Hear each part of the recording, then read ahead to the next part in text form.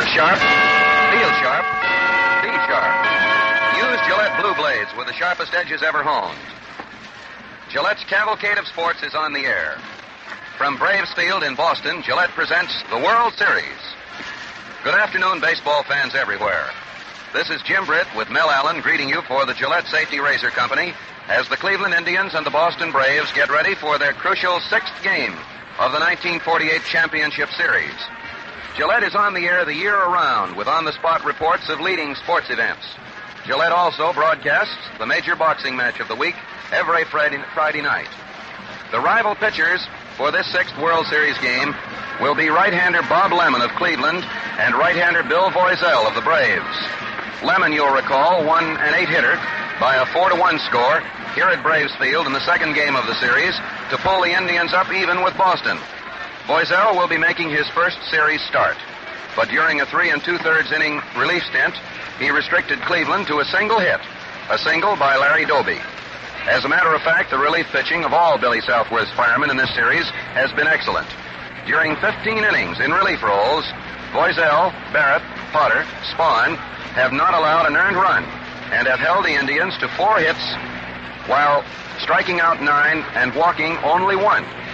In his victory earlier in the series in the second game, Lemon yielded 1 unearned run, but a successful pickoff play plus a costly Braves error cost the Braves at least 1 run and handed the Indians a score. But even so, Lemon's pitching deserved the victory. Yesterday, at a time when series observers were on the verge of calling this 1948 championship one of the most lackluster of modern times, the power hitters stole the show, or most of it. Paced by third baseman Bob Elliott, who became the second National League batter of World Series history to hit 2 home runs in a game. The only other National League performer to do it was Benny Koff of the Giants back in 1917. The Braves overpowered the Indians. At the same time that Elliott twice homered, Dale Mitchell, Jim Hegan of Cleveland, and Bill Salkeld of the Braves all hammered round trippers. Hegan's was the 3-run blow that sent Cleveland ahead, but the Braves, who had failed to make an impressive showing in previous contests, staged the big inning of the series with a 6-run explosion in the 7th to sew it up. I said that Bob Elliott and the power hitters came close to stealing the show, but left-hander Warren Spahn of Buffalo, New York, was the top defensive hero. His pitching was the best this series has produced. He allowed only 1 batter, manager Lou Boudreau, to reach base via the hit route on a double in the 8th. Then he struck out 5 of the last 6 men to face him to preserve the victory. In 5 2/3 innings on the mound, after Nels Potter had been driven out, Spahn gave up a walk and a hit. His assortment of fast and slow balls, he was using his curve, by the way, as a waste pitch, his assortment had the Indians guessing. Once, when, after taking a perfect fastball strike, Joe Gordon swung at a low slow ball and missed, he turned to the umpire and said, "I guessed wrong on that one, didn't I?" Bill Salkeld, the Boston catcher, said Spahn all but dispensed with his curveball. The pitch Cleveland batters had solved easily in the second series game in favor of a mixed-up assortment of fast and slow stuff. Feller, as was the case his first time out, couldn't win. Today, veteran observers are comparing his plight with that of the late, great Walter Johnson, who never did win a series game until the twilight of his career and then in a relief role.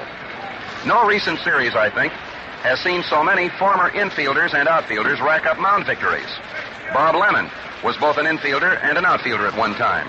Steve Gromek played the infield. John Sain once roamed the outfield. It may get to be a habit, this switching around, since last year John Lindell, a former pitcher, was one of the top heroes of the series. On the special trains between Cleveland and Boston last night, the main topic of conversation, however, was the crowd, the attendance at yesterday's game. When he learned that about 12,000 fans saw the game while standing around Mr. Beck's portable outfield fence, first baseman Earl Torgeson of the Braves said, "Imagine that, 12,000. Why, that's 6 times as many people as there are in my hometown of Snohomish, Washington." To the Cleveland club, yesterday's game was a bitter disappointment. The Indians consider Feller the same great performer everyone else does. The idea of his losing by any such lopsided score as 11-5, despite the fact that of the 11 Boston runs, only 7 were charged to Bob, seemed inconceivable. But when the Braves broke the 5-run tie on Torgeson's 7th-inning single, scoring Holmes, even Bob Hope, one of the most rabid Indian rooters, turned to a companion and said, "There's the ball game. We'll never get a hit off that guy, Spahn." He has it today. Well, he did have it. Boudreau's double was the only hit.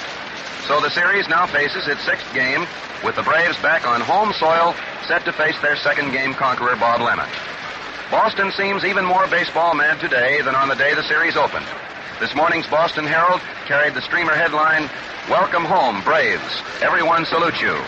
Fire equipment, bands, and huge crowds had already jammed Trinity Place when the Braves special arrived early this morning. Yesterday afternoon, after the Braves' victory in Cleveland, when the rush seats went on sale here at the park, the rush of the crowds broke all bounds, and the sale had to be postponed in the interest of safety. Braves Field holds only half as many persons as the huge and beautiful Lakefront Stadium in Cleveland, so today's crowd will probably approximate 40,000. The World Series checks this year will be sizable. Don't think they won't. The players' share of the receipts amounts to more than $548,000. Of that amount, 70% is earmarked for these two World Series contenders. The winner's share of the 70%, which is 60%, will total more than $7,400 on the basis of a 31-share split as previously announced, which means that even the losers' individual World Series checks will approximate $5,300, and the Boston Red Sox, for having finished second in the American League this year, will doubtless receive a larger share than they did as the losers' end of the World Series of 1946. Few World Series checks have ever approximated this total. If you're statistical-minded, perhaps a breakdown of the runs, hits, errors of the clubs will interest you. In the 5 games already decided, the Braves hold a scoring edge of just a single run, 14-13. In hits, Boston has a 34-28 advantage, thanks to yesterday's slugfest.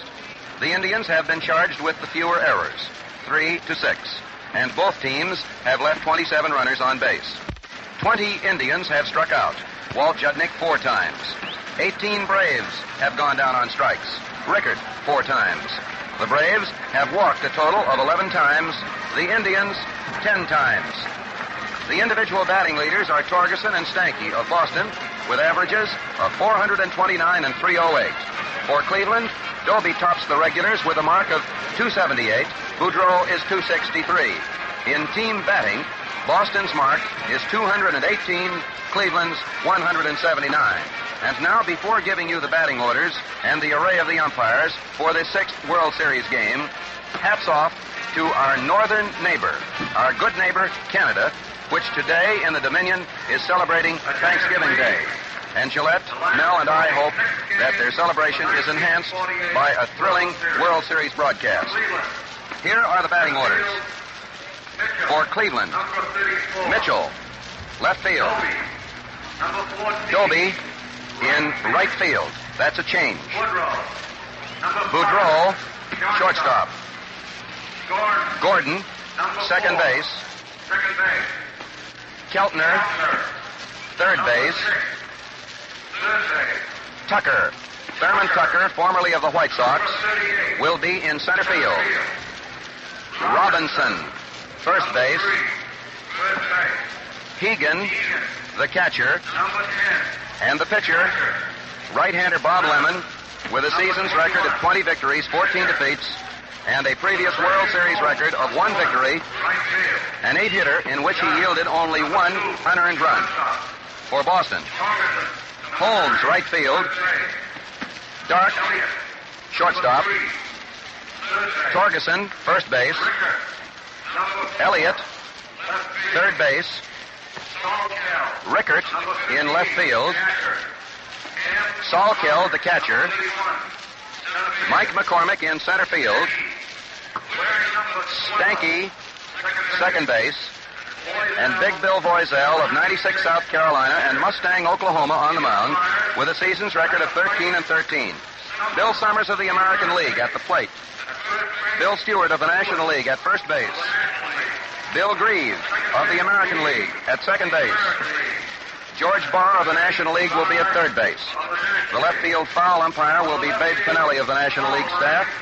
The right field foul umpire will be American leaguer Joe Paparella. Out in center field at the moment, Baron Hugo's band is massed, ready to play the national anthem, and the colors will rise to the top of the staff under the supervision of the Marine Color Guard from the Marine Barracks of the Boston Naval Base. But first, the Braves bullpen pitchers and the Cleveland bullpen pitchers will be given an opportunity to clear the field. Bob Lemon is still warming up. Bill Voiselle is still warming up.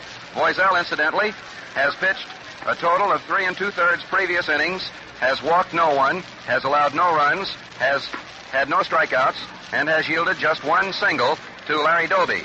Today's crowd is likely to be the largest of the Boston series. The skies overhead are cloudy, overcast, but there is not a threat of rain. The Indians and the Braves both arrived on special trains this morning.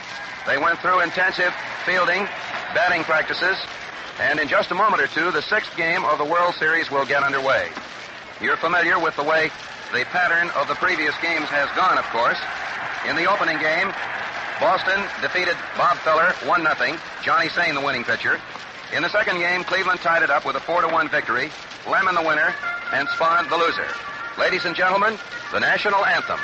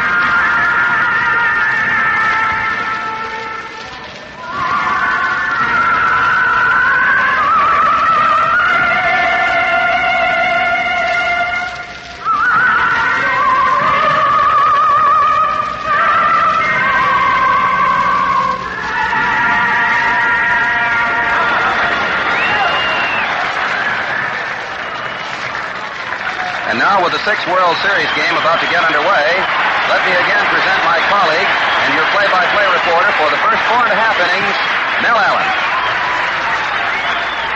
Hello there, everybody. Before the ball game does actually get underway, let's pause 10 seconds for station identification. This is the Mutual Broadcasting System. For the World Series and other top sporting events the year round, keep tuned to 710. This is WOR, New York.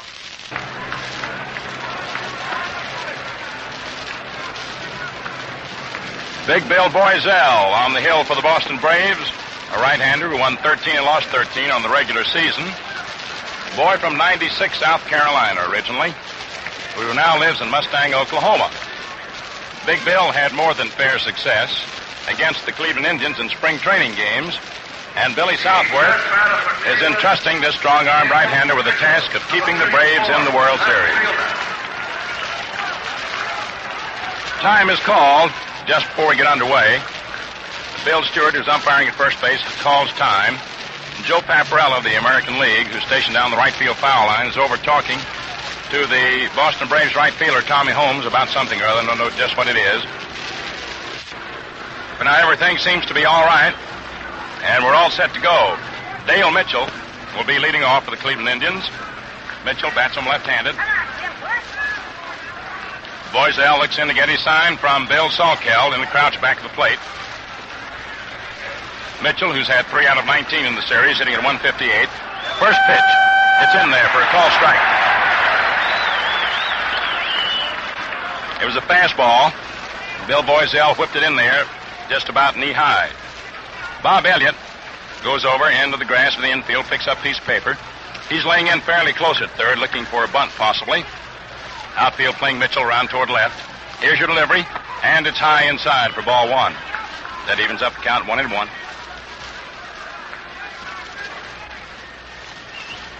1 ball, 1 strike. Boiselle gets that sign from Salkel. He's in no hurry. Dale Mitchell, left-hand batter. Here's the pitch. Mitchell takes inside now for ball 2. 2 balls, 1 strike. Larry Doby's on deck with Lou Boudreau to follow. Bill McKechnie coaching back at third base. Mel Harder back to first base. Bill Summers calling balls and strikes. Boiselle into the windup delivers. Mitchell swings and lines one out into center field. Coming fast is the center fielder, Mike McCormick, who takes it for the out. Mitchell lines to Mike McCormick in center field. 1 away, and up to the plate now comes Larry Doby. Doby's had 5 out of 18 in the series, hitting at .278. Earl Torgeson's had 6 out of 14 for the most number of hits of anybody, with Larry Doby having 5, Mike McCormick having 5, and Lou Boudreau having 5, among others. There's a pitch into Doby. It's wide of the mark for ball 1. Doby stands far away from the plate.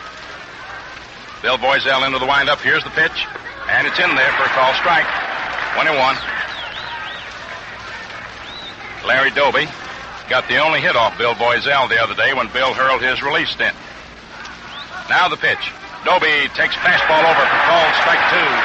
Fastball in there about letter high. Boiselle, went 3 2/3 innings in relief pitching. Allowed 1 hit, no runs, didn't walk anybody, didn't strike out anybody. The big right-handers into the windup. Here's the pitch. Doby takes curve inside. Ball 2, 2-2 the count.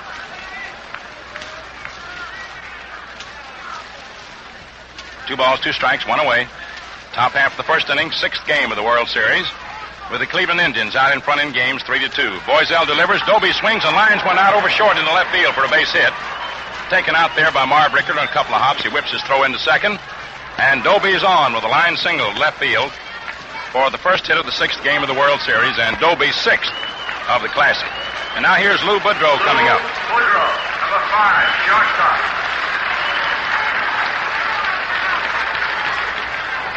Lou bats him right-handed. The stretch by Boiselle. Here's the pitch. Lou takes it in the back. He's hitting the small of the back by a pitched ball. He's all right, however. Shakes it off. As a matter of fact, he reaches down and picks the ball up on the baselines. He trots on down to first base. The ball hit him right in the small of the back, just above the hips. And that moves Larry Doby down to second. Lou Boudreau hit by a pitched ball. Second baseman. And that moves Doby down to second and brings up Joe Gordon. Double barrel activity in the Braves bullpen. Red Barrett, a right-hander, is one of the men who's warming up. We're checking the identity of the other. Looks like it may be Vern Bickford. Now the pitch to Joe Gordon. Swung on and fouled back to the screen. Strike 1. As the Flash was going after that first pitch, hoping to drive it far and deep. The outfield playing Joe Gordon around toward left, playing him to pull. Infield shaded around toward third with Bob Elliott deep close to the line. Al Dark, the shortstop, deep over into the third base hole. Eddie Stanky over toward second base. They're in potential double play position if the opportunity should present itself. Runners lead off second and third. The stretch by Boiselle. Here's the pitch. Joe Gordon takes high. And the count is evened up now at 1-1. 1 ball, 1 strike. You got Kenny Keltner on deck.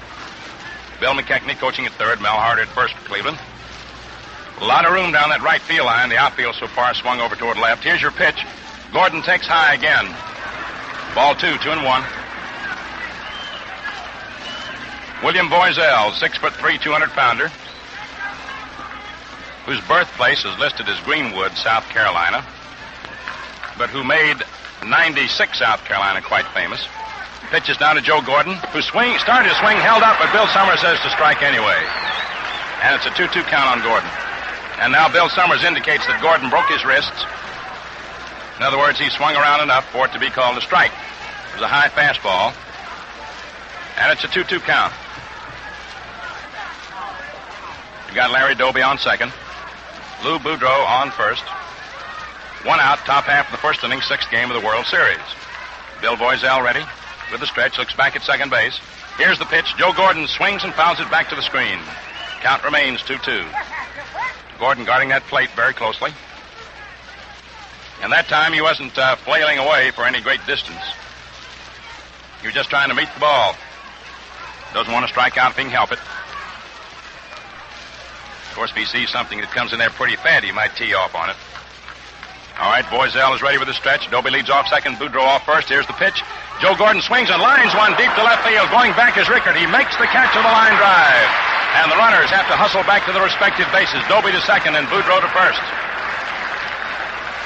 Joe Gordon plastered a liner to deep left, but Marv Rickard was right back there deep to take it. So with two down, up comes Kenny Keltner. Keltner, right-hand batter.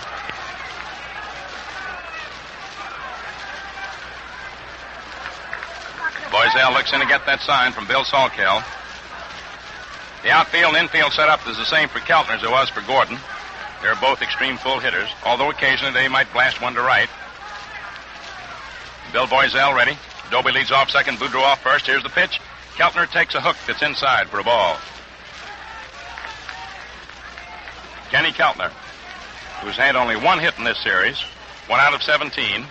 He got that hit in the first ball game. First time up. He's been 0 for 16 since. Now the pitch. Keltner swings and he misses. Cut hard, slashed hard at a fastball. Joe Gordon, incidentally, had 3 out of 18 before he went out. Boudreaux had 5 out of 19 before he was hit by a pitched ball. We gave you Doby's record before. Now the delivery. Keltner swings and he misses. As Bill Boiselle fired it by him. And the count is 1 ball and 2 strikes on Keltner. So we've got a dramatic moment here in the top half of the first inning. Kenny Keltner standing deep in the batter's box, in close to the plate, slightly open stance. Larry Doby, fleet of foot, bore from Patterson, New Jersey, on second base. Lou Boudreaux on first. Here's your pitch. Swung on, little ground ball, hit out towards short. Dark up with it, plays it over to Torgerson at first, in time for the out. And so Bill Boiselle pitched himself out of the jam. No runs, 1 hit, no errors, and 2 men left on base. At the end of the first half of the first inning, the score, Cleveland nothing, Boston nothing. Guesswork doesn't go in laying out a baseball diamond. The distance between bases must be exactly 90 feet between the pitcher's box and home plate, 60 feet 6 inches. No more, no less. But talking about exactness, today's Gillette Blue Blade is made to the closest limits of accuracy known to the industry. For instance, the positioning slot in the middle of the blade is precisely centered.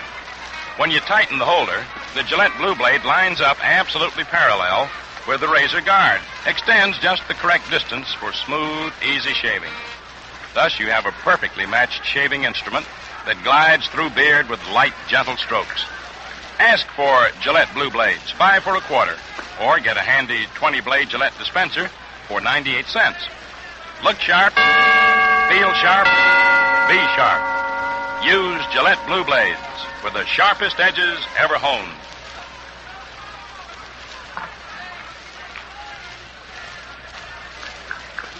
Coming into the last half of the first inning, Bob Lemon on the hill for the Cleveland Indians, and he'll be facing Tommy Holmes, Al Dark, and Earl Torgerson.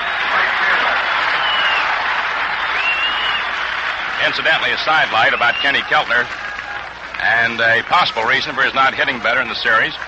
Cy Johnson, Braves coach, was with Keltner in the Navy. Played some ball with him together, with Kenny. They played ball together, and he got the Braves pitchers pretty well briefed on whatever weaknesses Keltner may have at bat. Here's a little bumblebee right in front of the microphone. Get out of there. All right, we're ready. Tommy Holmes up, left-hand batter, takes outside from Bob Lemon. Ball 1. 1 ball, no strikes. Last half of the first inning. Tommy Holmes has had 3 hits in the World Series and 21 times at bat for a series average of 183. One of his hits, though, was most productive. It won the first game. Bob Lemon throws. Holmes swings, sends a little dribble right to the mound. Taken by Lemon on 2 hops. Throws on over to Eddie Robinson, and Holmes is out. Pitcher to the first baseman. Lemon to Robinson. And thus, Bob Lemon starts out today, just as he did the other day, in his first starting effort, when he had so many chances. Number 2, shortstop. And Holmes, incidentally, bounced out to Lemon 3 times in the game that Bob started here at Braves Field. So Holmes starts out in the same fashion himself. Now Al Dark, a right-hand hitter up, looks at a fastball that's inside, about letter high, ball 1. Al Dark has had 3 out of 20, hitting at 150 in the series. He has quite a spread, his feet wide apart, not too close to the plate. Outfield toward left. Here's your pitch, and it's outside now for ball 2. 2 balls, no strikes.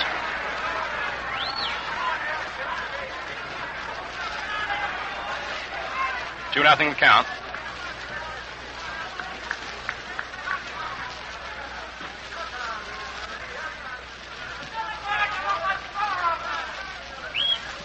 Here's your pitch. Swung on and fouled off. Back of first base, out of play. Into the lower stands. 2 balls, 1 strike to count on Al Dark. 1 out, last half of the first inning. 6th game of the World Series. With the Cleveland Indians still needing but 1 victory to end it all. And the Boston Braves still battling to send it out to its full extent of 7 games. Bill Summers, the plate umpire, decides to dust off the plate. Bill Stewart of the National League umpiring at first base. Billy Grieve of the American League at second. George Barr of the National League at third. Babe Pinelli, National League alternate, stationed down the left field line. And Joe Paparella, American League alternate, stationed down the right field line. Now the pitch is bunted down the third base line. There's Lemon over up for the throw. Not in time. Beaten out. The throw gets away from Robinson, but backing up is Joe Gordon. And Al Dark is on, beating out a bunt. It's a base hit for Al Dark as he makes use of his great speed, lays down a beautiful bunt down the third base line and beat it out. Bob Lemon calls time, stands in behind the mound now, takes a white handkerchief out of his hip pocket and drives off his pitching hand. You got to give Lemon a lot of credit on that play. He dashed over that line in a hurry, grabbed the ball with his bare hand and flipped while off balance, but was unable to get the ball over there ahead of the speedy Alvin Dark. Lou Boudreau out at short, motions out to Dale Mitchell to move over a step or two toward the left field line. He's way over toward left center as Earl Torgeson steps to the plate. Torgeson, a left-hand batter, has had 6 out of 14 in the series. He hits a long ball. 1 down, 1 on, last half, first inning, no score. Here's your pitch, swung on. It's a fly ball, hit out into short right center. Here's Doby racing in, and Tucker makes the catch, and there's a throw to first base, and it's a double play. They double up. Alvin Dark, as Earl Torgeson's fly ball to right center faded. Larry Doby started racing in, and Tucker came over from center, and it was Tucker who finally made the catch. Al Dark thought the ball was going to drop for a Texas League single and was doubled up trying to get back to first. Tucker to Torgeson. Or Tucker to Robinson. No runs, 1 hit, no errors, and nobody left on. That was a nice play by Thurman Tucker. And that's the 6th double play that the Cleveland Indians have come up with in the series. Thurman Tucker came a long way to get that ball. He's very fast. It was obvious that Doby wouldn't get to it in time, and Tucker came from nowhere to get it. Alvin Dark had all the reason in the world to think he was doubled off at first base on a nice throw from Tucker to Eddie Robinson. So at the end of 1 inning of play, it's 0-0. We're ready now to move into the top half of the second with Thurman Tucker leading off. And as so often happens, when a man makes a nice fielding play in the field, he's the first man at bat coming up in the next inning. Takes a pitch outside for ball 1. Tucker bats him left-handed. He hasn't seen any service in this World Series. Here's the pitch. Swung on, popped up in the air, foul off to the left of the plate. Bob Elliott moves away from third base under it, makes the catch about 20 feet off the third base line, foul territory, and there's 1 away.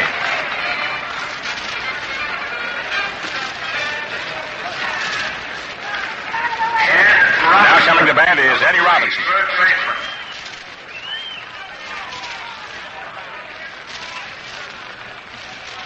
Eddie Robinson bats him left-handed, Indians first baseman. Bill Voiselle into the windup. Around comes the right arm, the pitch. Swung on, lined right out to Eddie Stanky at second base for out number 2. Robinson lines to Stanky. So with 2 down, up comes Jim Hegan. Robinson had 4 out of 16 in the series. Now Jim Hegan, 3 out of 15. Gets a ripple of applause from the fans here in Boston because he is a native of Massachusetts, a boy from Lynn, right-hand hitter. Voiselle throws, fastball is in there for a called strike. Outfield swung around toward left for Jim. Infield shaded around toward third. Boiselle delivers. Curve that swung on, lined over the head of Elliott down the left field line for a base hit. There's Rickard up with the ball in a couple of hops, whips his throw into second, and Hegan goes back to first after taking his turn with a single to left field. That's the second hit off Boiselle. Jim Hegan's the boy that almost won the ball game for the Indians yesterday and the World Series and a victory for Feller when he hit a home run with 2 on to put the Indians ahead. However, the Braves came slashing back for that big 7th inning to win. Now here's Bob Lemon stepping up. He's a left-hand hitter and a good hitter for a pitcher. The delivery swung on, popped foul, back of first. Going over for it is Earl Torgerson right at the edge of the stands. He leans in, jumps on top of the dugout, but can't make the catch. But what a great try.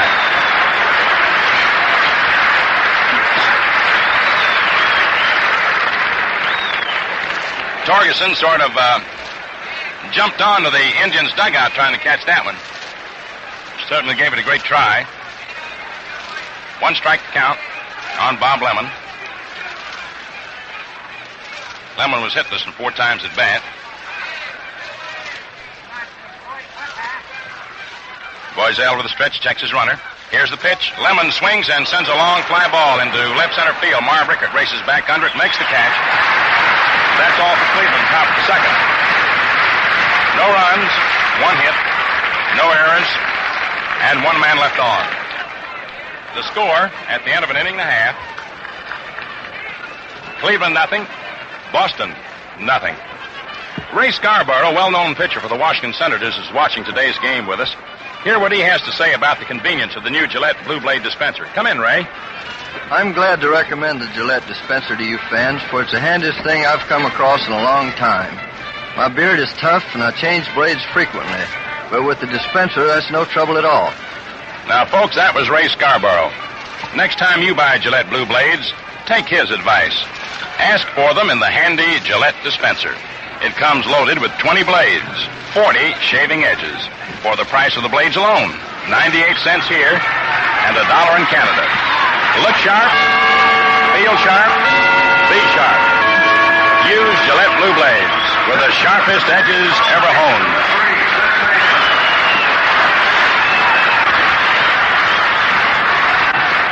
That round of applause greets the appearance at the plate for the Boston Braves in the last half of the second inning.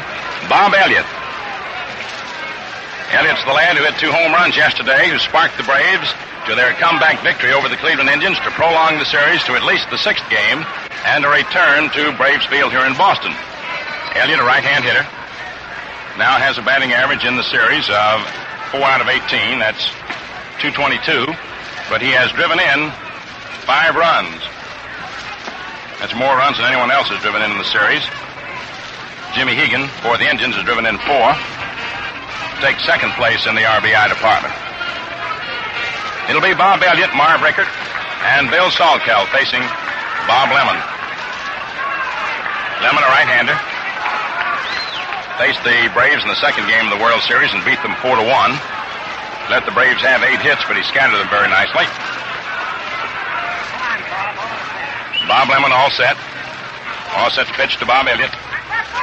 The right-hander throws. Elliott swings and sends a bounder down the third baseline. Charged nicely by Kenny Keltner. His throw over to first, and the ball is dropped.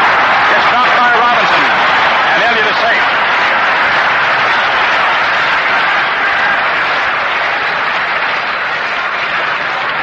On that play, the ball charged by Keltner. The ball twisted off to Kenny's right just as he was ready to receive it, but he grabbed it anyway. His throw was on the home plate side of first base. Robinson had to stretch to get it as Elliott was bearing down on him, and Ed sort of slapped at the ball and couldn't hang on to it. Now coming up to bat is Marv Rickard. There's Balk as Elliott took his lead off first. Bob Lemon with the stretch started to throw to first base, and Eddie Robinson wasn't there. He was in behind the runner, so Bob Lemon was afraid of throwing the ball away, and as a result, he's charged with a balk, and that enables Bob Elliott to go down to second. Now, they have ruled Elliott is to be credited with a base hit and no error on that previous play. There's a pitch that's low outside now to Marv Rickard for ball 1. So as we saw and described for you, that ball took a peculiar twist on Keltner at the last second. He had to evidently hurry his throw, and the official scorer gave Elliott a base hit, and he goes to second on the balk. Now the pitch to Rickert. Swung on and fouled off at the plate. Strike one. They've given Elliott credit for a base hit rather than charge anyone with an error. Bob Lemon has come into the plate to talk to Jim Hegan. Now he's walking back out to the mound. The balk that Bob Lemon committed is one that will occasionally arise and not be the fault particularly of anyone. Lemon and Robinson didn't get together on their sign as to whether Robinson will be holding against the runner or playing in behind him. So as Lemon started to lob over to first, he saw Robinson playing in behind the runner and had nowhere to throw it. All right, the stretch by Bob, the pitch. It swung on. There's a drive to deep center. But Tuck going back for it, and Mike McCormick makes the catch. Around the Tucker makes the catch for the out. Racing to third after the catch is Elliott. As the throw is cut off by Lou Boudreau. Marv Rickert lined that ball to deep center. Thurman Tucker went back and grabbed it for the out. The ball was hit so deeply that Elliott was unable to tag up and go to third after the catch.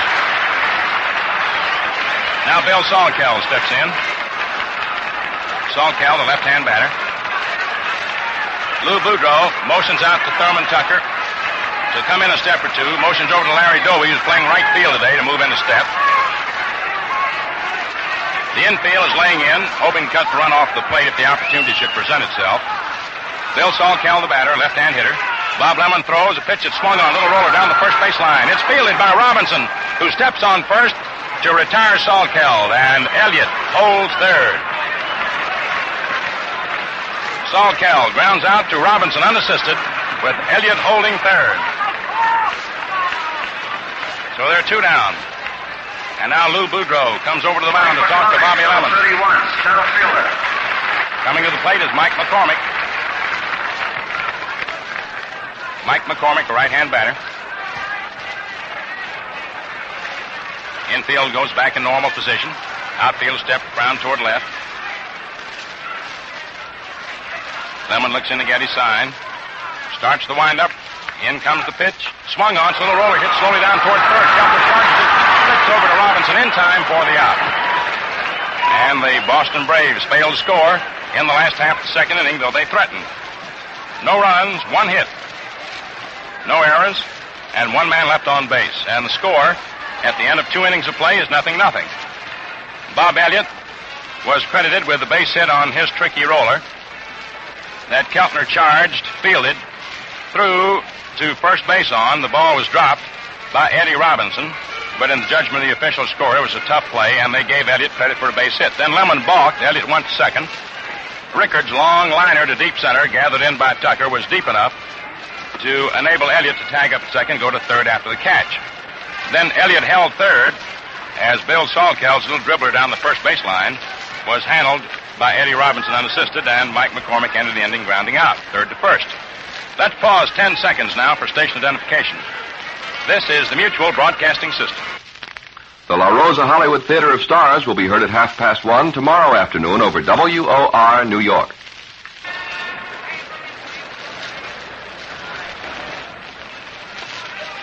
Going into the top half of the third inning, it'll be Dale Mitchell leading off for the Cleveland Indians as we go to the top of the order. Dale Mitchell, Larry Doby, and Lou Boudreau. Mitchell flied to center field in the first inning. Bill Boisel, the right-hander, throws. Mitchell swings and lines one down the left field line for a base hit. Maybe for extra bases. Rickert chasing the ball. Mitchell rounds first, digs for second. Here's the throw. It's in toward third, and Mitchell goes into second, standing up with a double. Dale Mitchell lines a double into the left field corner for the third base hit for the Cleveland Indians off Bill Boisel. And for Dale Mitchell, that's his fourth World Series hit and his second extra base hit. He had a home run, and now he's got a double. That brings to the plate Larry Doby, who singled to left in the first inning. Left-hand batter, the pitch to him is swung on. There's a long fly ball to deep left field. Rickert goes back toward the fence and makes the catch for the out. And there is Mitchell tagging up, bluffing a dash to third, and Torgerson went all the way down from first base to back up second in the event there was a throw in that direction. In other words, he was sneaking in behind Mitchell, but Dale's ear caught the voice of Bill McKechnie coaching at third base, yelling to him to get back, and he did. So Larry Doby's long drive deep into left field is caught by Rickard, just about 5 feet away from the left field fence for the first out in the top of the third. Manager Lou Boudreau is up, hit by a pitched ball in the first inning.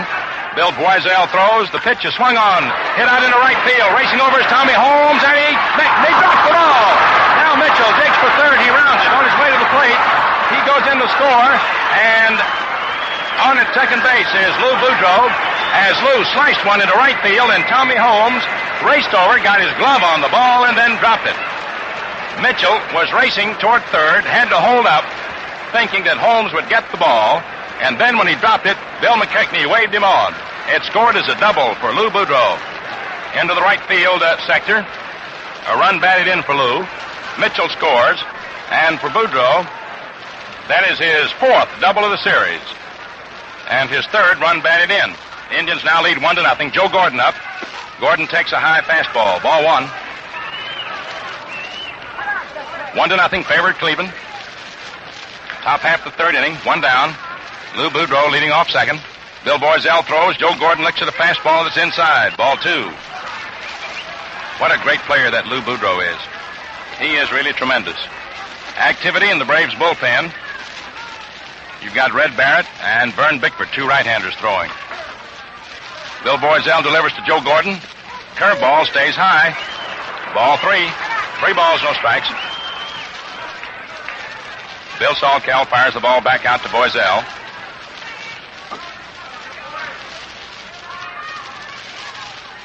Outfield pulled way around toward left.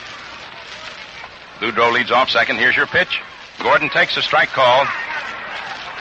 That 3-0 pitch is right in there. Gordon taken all the way. So it's a 3-1 count on the flash. Gordon flied to left field in the first inning. Lou Boudreau takes his lead off second. Stanky tries to dance in behind him, pull him back to the bag. Here's the pitch. Swung on by Gordon, popped high into the air toward third. Bob Elliott under it, right at the bag. He moves over into foul territory, makes the catch in foul territory. And they're 2 away.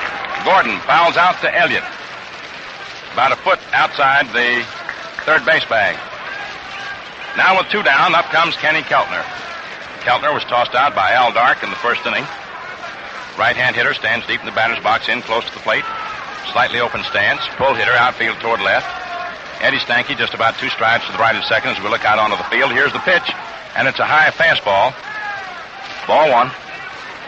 Bob Elliott laying deep at third, close to the line, or as they say in New England, Elliott. 1 ball, no strikes. And the pitch.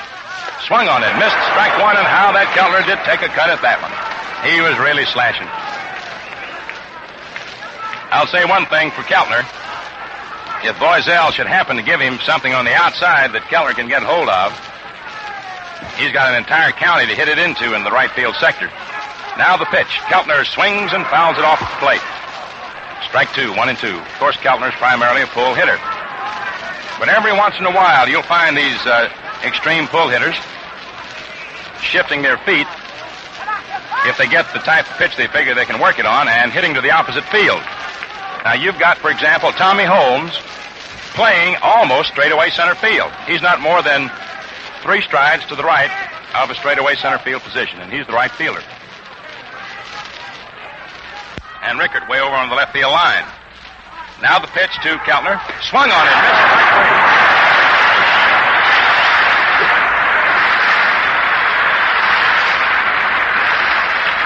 So the Cleveland Indians come up with 1 run, 2 hits, no errors for the Braves, 1 left on for Cleveland. Doubles by Mitchell and Boudreau, leading to the score. And at the end of 2.5 innings, the score is Cleveland 1, Braves nothing.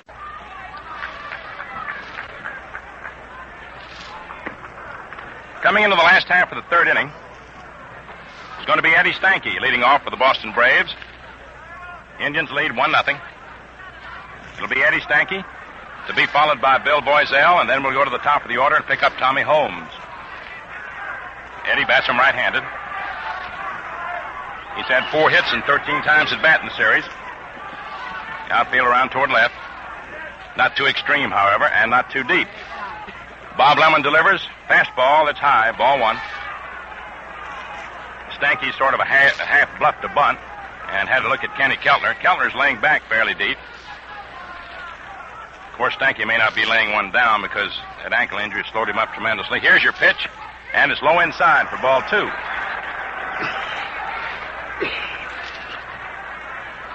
Two balls, no strikes. Lemon getting that sign from Hegan. The right-hander's into the windup. In comes the pitch. And it's over that outside corner.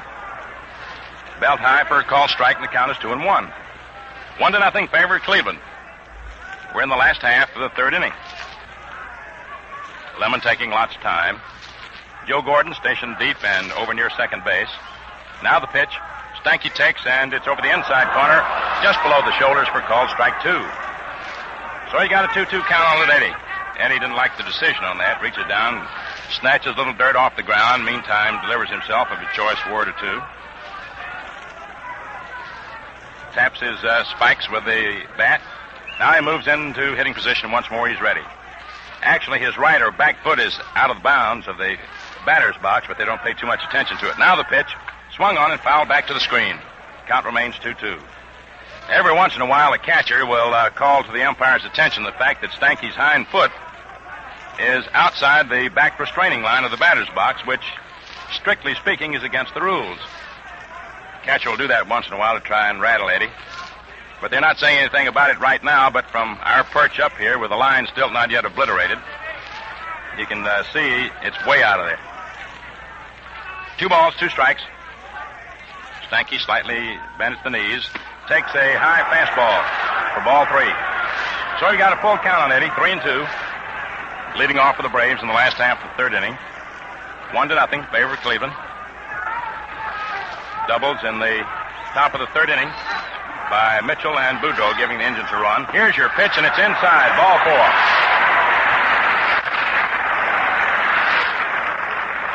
Eddie Stanky works his specialty, that of getting a base on balls, and he's on first base. That brings to the plate Bill Boiselle.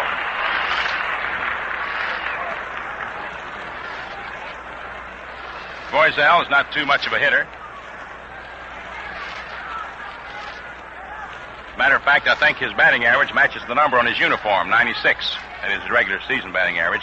In is looking for the bunt. The pitch is taken inside, however, ball 1. The base on balls that Eddie Stanky just received is the 5th that he's worked Cleveland pitching for during the course of this series. 1-0 favor Cleveland. Last of the third. Indians looking for the bunt with Keltner charging from third, Robinson from first, Boudreaux to second, and Gordon to first. The pitch, and it's bunted foul off to the right of the plate for a strike.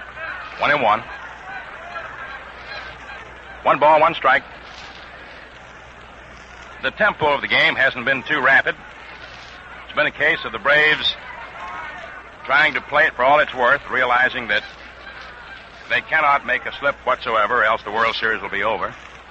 The Indians, on the other hand, want to maintain the edge they do have of a 3-2 edge in games played and would like to clinch the Fall Classic. Now the delivery to Boiselle is bunted down the first baseline. Hegan up to the ball, plays it to first base to Gordon, covering for the out, which moves Stanky to second. Boiselle sacrifices and is out. Hegan to Gordon, covered first. Boiselle did all that Billy Southworth expected of him, to lay down the sacrifice bunt. That brings to plate Tommy Holmes. Tommy bounced out in the first inning to Bobby Lemon, a habit that Lemon has induced Holmes to get into since he's been pitching in this World Series. Now the delivery to Tommy, swung on, line into the hole between third and fourth, left field. Stanky round third, holds up, however, as Mitchell fires his throw into the plate, cut off by Keltner. And Stanky is held at third. Tommy Holmes lined a single to left, but Eddie Stanky could not go any further than third base. Stanky, after having broken his ankle this summer, nursed it back to health in time to get back into the World Series. But it reduced his speed tremendously. That is to say, or to put it perhaps more properly, it slowed him up a great deal more. So now you have runners on first and third, 1 out, and Al Dark, the batter. with the score, 1-0 favorite Cleveland. Bob Lemon pitches to Dark. Curveball is low, ball one. 1 ball, no strikes. Threat of rain in the air. Activity in the Cleveland bullpen, which is located behind a signboard in deep right center. We can't quite identify the warm-up hurler. Now the pitch, and it's a curve outside, ball two.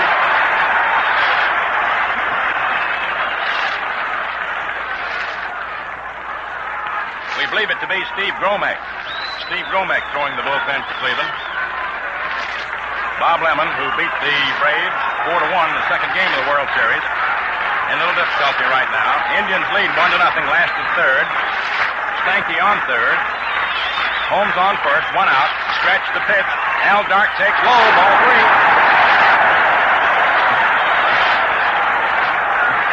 Ed Kleiman also throwing the bullpen for Cleveland. Kleiman and Gromek. Lemon gets a sign from Higgins. Stanky on third. Holmes on first, 1 away. And the pitch in there for a called strike. And the count is 3-1 on Alvin Dark.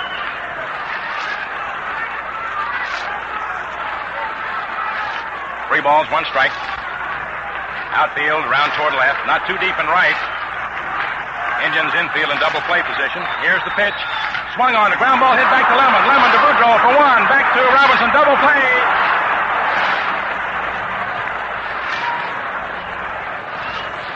Al Dark hits into the double play.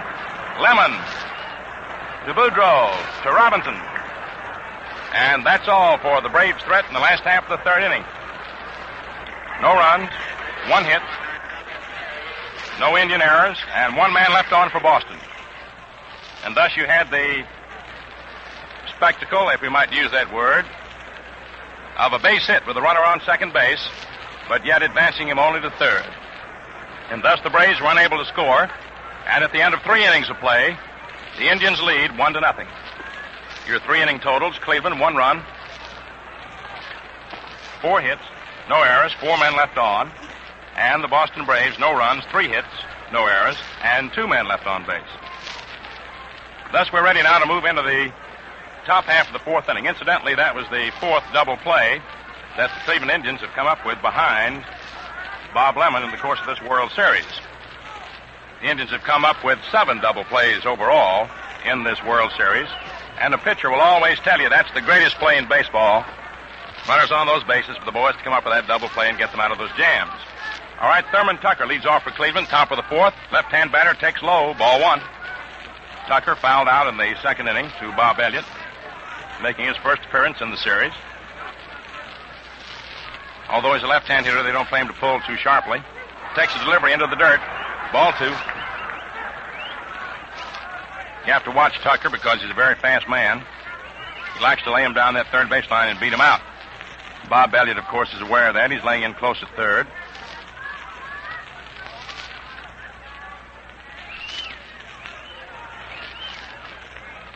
Cleveland Indians getting on Bill Voiselle, a good-natured bench jockeying. Bill looks back over into the Cleveland dugout. Now he's into the wind-up pitches.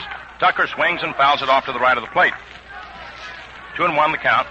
Of course, Bill knows most of the boys pretty well.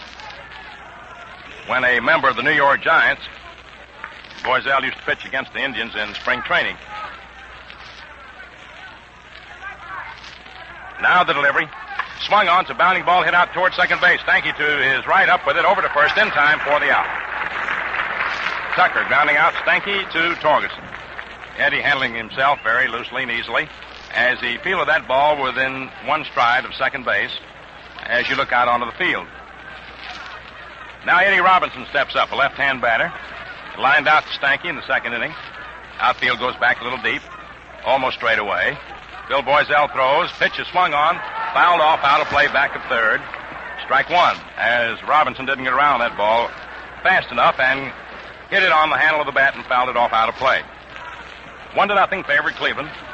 Top half of the 4th inning of the 6th game of the 1948 World Series. For the Indians, 1 game up, 3-2. Now the pitch. Very high fastball. Count even up at 1-1. You've got Marv Rickard in left field, Mike McCormick in center, Tommy Holmes in right. Bob Elliott at third, Al Dark short, Ed Stanky second, Earl Torgerson first, Bill Salkeld catching, Bill Boiselle pitching to Eddie Robinson, left-hand batter, who swings and lines one out to right field. Coming fast is Tommy Holmes. He makes the catch for the out.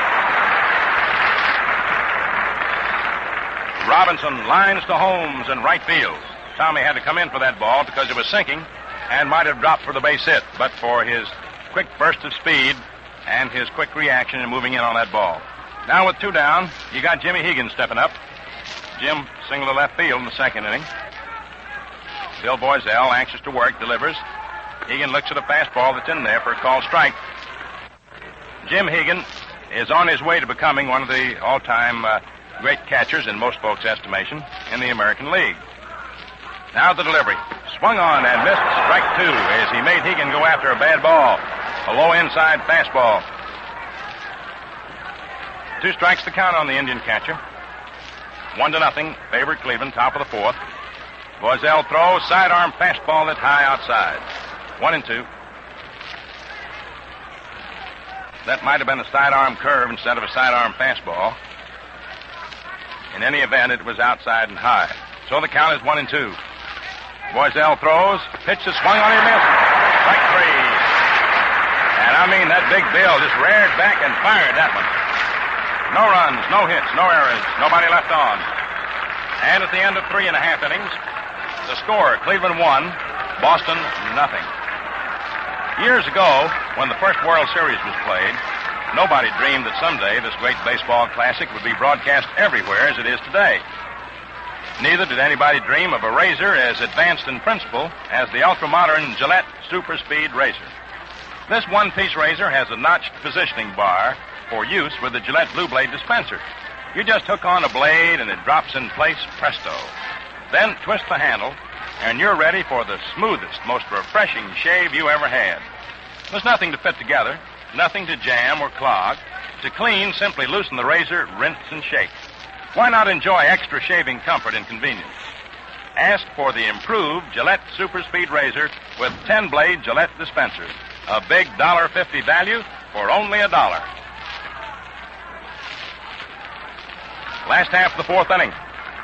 The Boston Braves will be sending up Earl Torgerson, Bob Elliott, and Marv Rickert. You know, incidentally,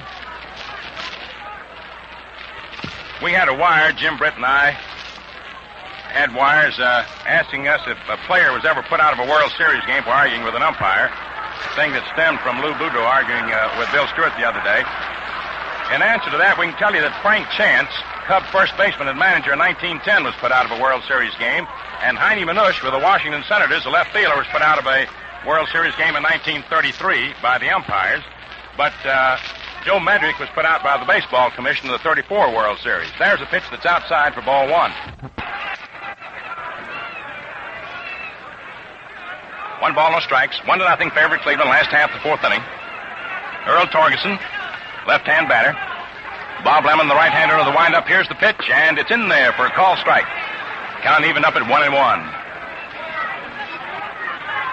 The outfield playing Torgerson just stepped toward right and center and right, almost straight away and left. And that Tucker's mighty deep in center. He's way back out there. Now the pitch.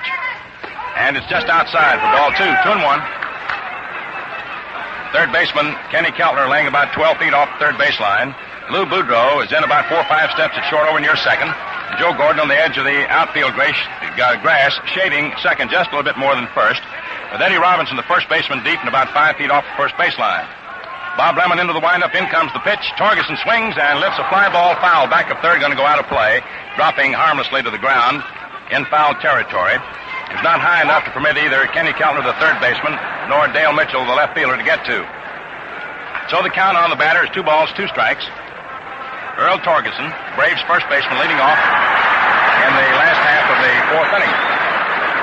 And there was a spectator that reached out onto the playing field and grabbed that ball just as the Boston Braves ball boy was going to go out there to get it officially. Of course, the fans get quite a kick out of that. 2 balls, 2 strikes. Earl Torgerson sent to the plate. Here's the pitch. Swung on. There's a fly ball hit out to left field. Dale Mitchell comes in a few steps and makes the catch, and there's one away. Torgerson flies to Mitchell and left. And that brings to the plate Bob Elliott. Elliott had an infield hit in the second inning. Now the outfielders march around toward left. Naturally, they play Bob to pull. Bob Elliott. Joe Gordon, the second baseman, is just 2 strides to the right at second. He's ready to move directly in back of the bag. Now the pitch, and it's low inside, ball 1. Kenny Keltner is ready to cover anything hit down that third baseline. Lou Boudreau is laying back comparatively deep. He plays the most shallow shortstop of anybody. And he's sort of half facing the third base hole. Now the pitch. And it's low, ball 2. Curve ball that broke over the plate but too low, below the knees. And it's a 2-0 count on Bob Elliott. 1 down, last half of the fourth inning, 1-0, favor the Cleveland Indians. Elliott hit a home run over the right field fence in Cleveland. Now the pitch is high outside, ball 3. He hit it more to right center, and that's exactly where Larry Doby is playing. Doby's playing right field today, but he's over toward right center. He's giving Bob Elliott a lot of room to hit into down the right field line. The 3-0 pitch on its way, and it's in there for a called strike, and the count is 3-1. 3 balls, 1 strike. Freddie Fitzsimmons, coaching at first base for the Braves, hollers down to the plate, said, "Get yourself a good ball, Bob." Now Lemon's ready. Here's the delivery. Elliott swings and fouls it off behind the plate on the ground, strike 2. And I'm telling you, he swung from way back on that one. He was leveling off of the fence. So you got a full count on Bob Elliott, 3-2. 3 balls, 2 strikes, 1 out, nobody on. Last half of the fourth inning, Cleveland leading 1-0. 6th game of the World Series. Cleveland Indians needing just 1 victory to wrap it up. The Braves needing a victory to prolong it to the 7th game. With a count 3-2, Joe Gordon has moved a step closer over towards second. Here's the pitch. Swung on, little roller, hit down the third baseline, and he may be beaten out. It will be. Lemon touches the ball, can't hold on to it, and it spins off of his hands in the foul territory. And it's scored as an infield hit for Bob Elliott.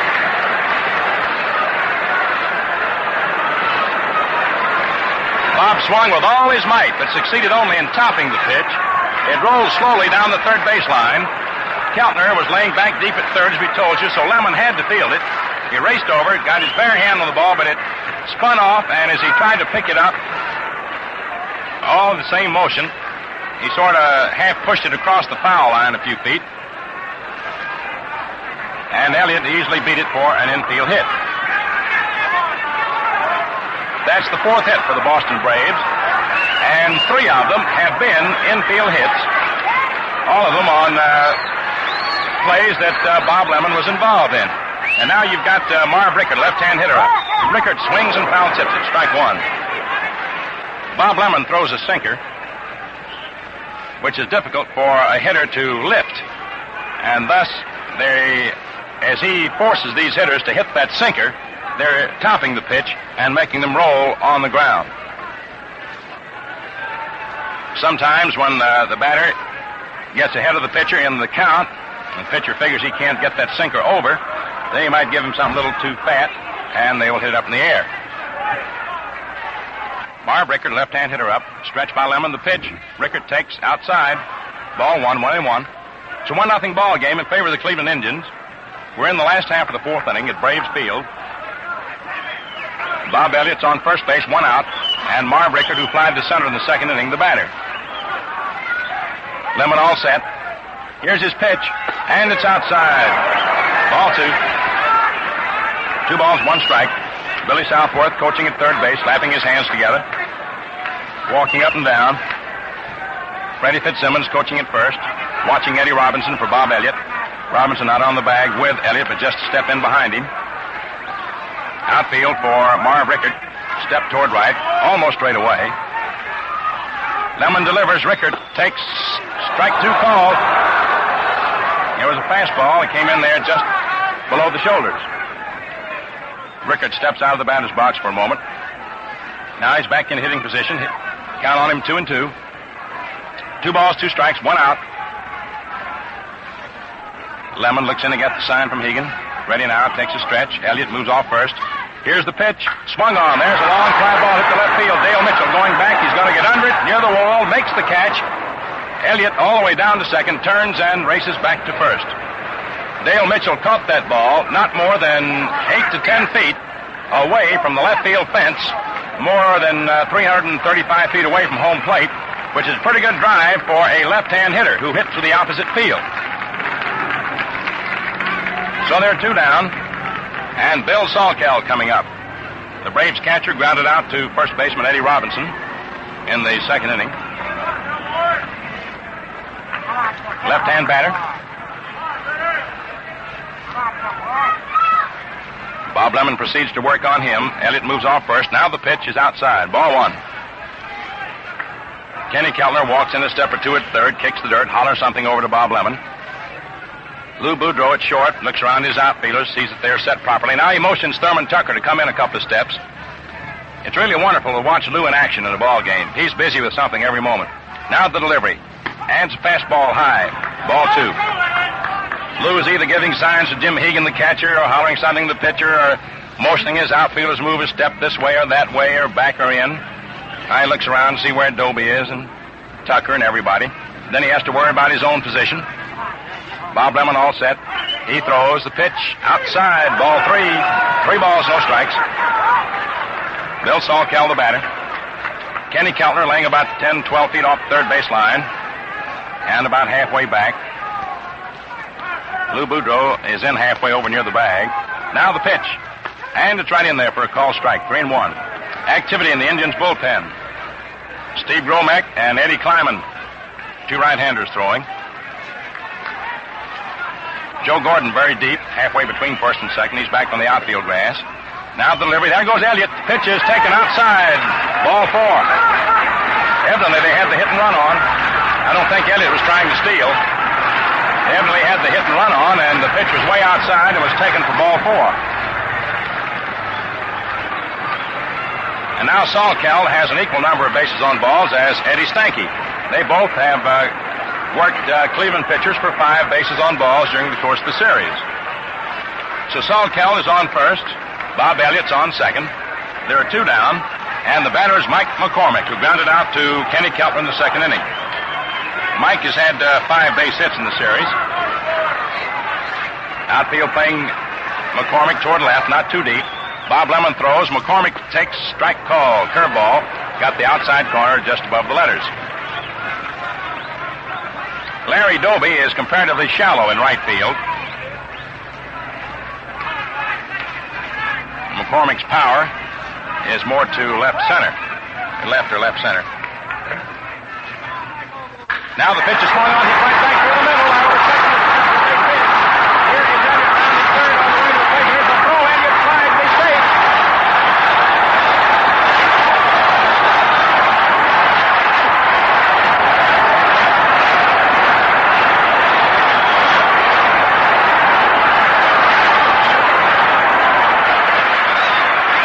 Mike McCormick drilled one sharply through the middle. Right out over second in the center. The ball cut right over the bag. Joe Gordon made a desperate attempt to get that ball, but couldn't quite get to it. And Mike McCormick drives one through the middle for a single to score Elliott from second to tie up the ball game at 1-1. Sending Salkeld to second, and here's Eddie Stanky, right-hand batter. The first pitch to him is outside for ball 1. That's the second run batted in the series for Mike McCormick. Thus the Braves are battling back in their own wigwam on the banks of the Charles here in Boston, tying up Cleveland at 1-1. Bob Lemon ready, throws. Stanky takes. Outside, ball 2. Stanky drew a base on balls in the third inning. Incidentally, for those of you who are sticklers for statistics, and I don't know why I use that expression for a radio announcer. Sticklers for statistics. That is the first earned run in the series off Bob Lemon. The run the Braves got off of him in the second game was not earned, as he beat them then 4-1. Now the pitch to Stanky's inside. Ball 3. 3 balls, no strikes, 2 outs, 2 men on. Bill Salkeld's on second. Mike McCormick on first. 1 run in, last the 4th inning, score tied 1-1. Lou Boudreau is trying to sneak in behind Bill Salkeld, and the crowd hollers, look out. The stretch by Lemon, the pitch, swung on. A bounder hit foul down the third baseline, fielded by manager Billy Southworth. Billy looks at the ball and says something wrong with it and motions to the umpires. He's going to toss it out, and they say, okay, Bill.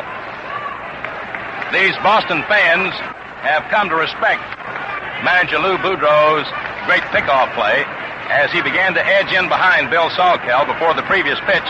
Everybody in the stands started hollering, look out, look out. Of course, that isn't fair, is it? Indians won't be able to work the play if the fans get in on this thing.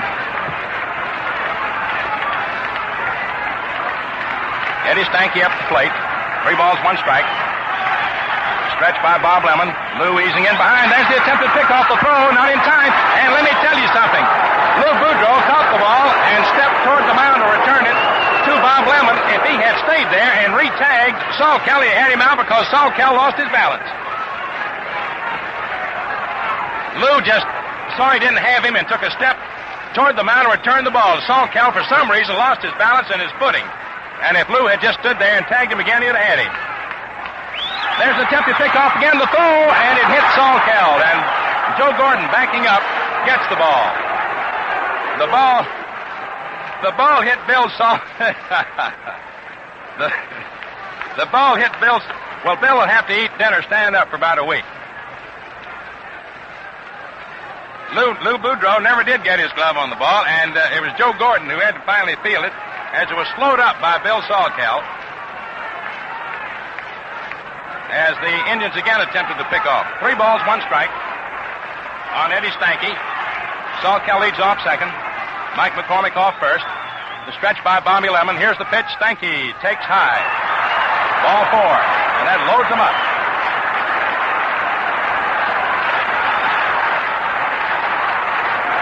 Salkeld moves over to third. Mike McCormick down to second. And Stanky takes over at first.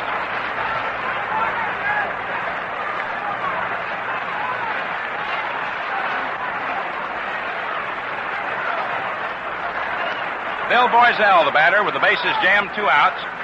Salkeld on third. Mike McCormick on second. Stanky on first. 1 run in. Score tied 1-1 last the 4th. The pitch in there for a called strike to Boiselle.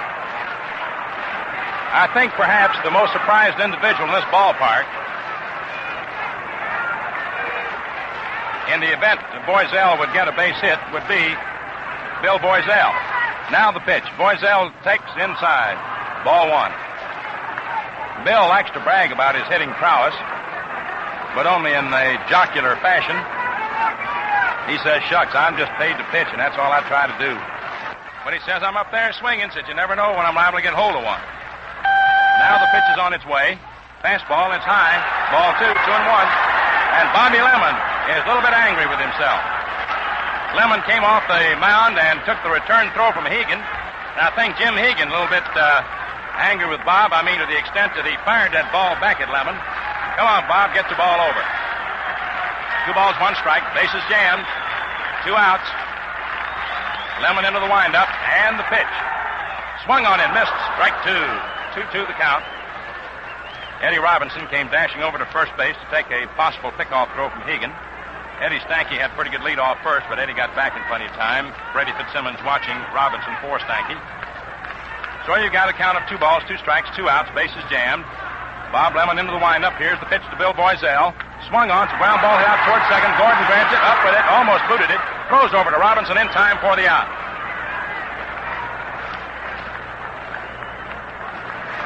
One run for the Boston Braves. 2 hits. No Cleveland errors. And 3 men left on for Boston. At the end of 4 innings of play, it is a 1-1 ball game. Cleveland 1 run, 4 hits, no errors. The Braves 1 run, 5 hits, no errors. With the Cleveland Indians having stranded 4 men and the Braves 5 men. You know, most men enjoy corking good scrap between top-flight boxers. If you're one of them, tune in Gillette's Cavalcade of Sports for the major boxing event of the week every Friday night.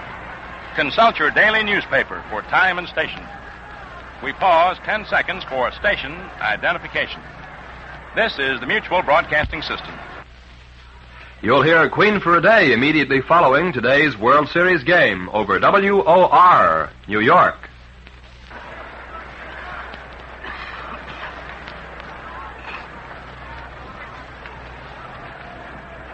Going into the top half of the fifth inning, it's going to be Bob Lemon leading off for the Cleveland Indians, and then we'll go to the top of the order to pick up Dale Mitchell and Larry Doby. Incidentally, for your edification, Bob Feller has just gone down to the bullpen for the Cleveland Indians. He's not warming up, but he's down there to be ready. Bill Boiselle pitching to Bob Lemon, who swings and lifts a high pop-up down toward first base. Earl Torgeson under it in fair territory. And he makes the catch a foot inside the foul line and about 10 feet toward home plate from first base for out number one. Bob Lemon, who flied to left field in the second inning, pops out to Earl Torgeson on the first pitch, leading off in the top half of the fifth inning. Score tied 1-1. And now we go to the top of the order to pick up Dale Mitchell. Mitchell flied to center field in the first inning, double to left in the third. Left-hand hitter. Big Bill Boiselle into that windup, comes in with an overhand fastball that's in there, just above the knees for a called strike.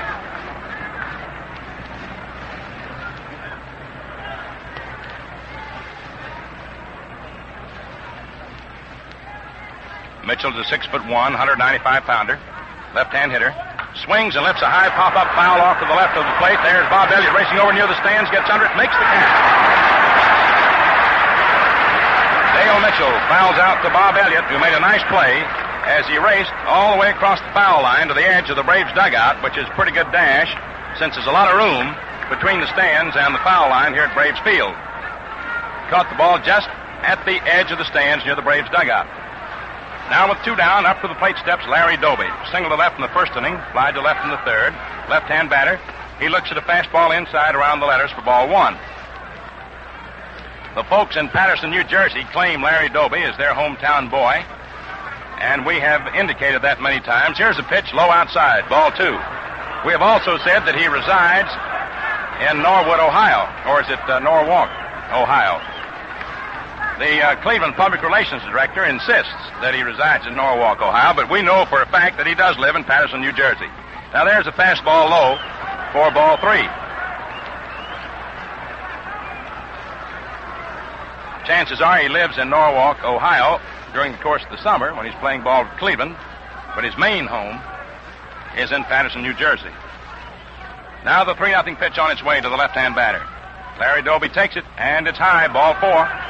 Doby gets base on balls, which is the first walk issued by Boiselle in this ball game, although he hit Lou Boudreau in the small of the back with a pitched ball in the first inning. Speaking of Lou Boudreau, here he is. Hit by a pitched ball, first time that he appeared at the plate. Lou doubled in the third to score Dale Mitchell, who had previously doubled for the first run of the ball game.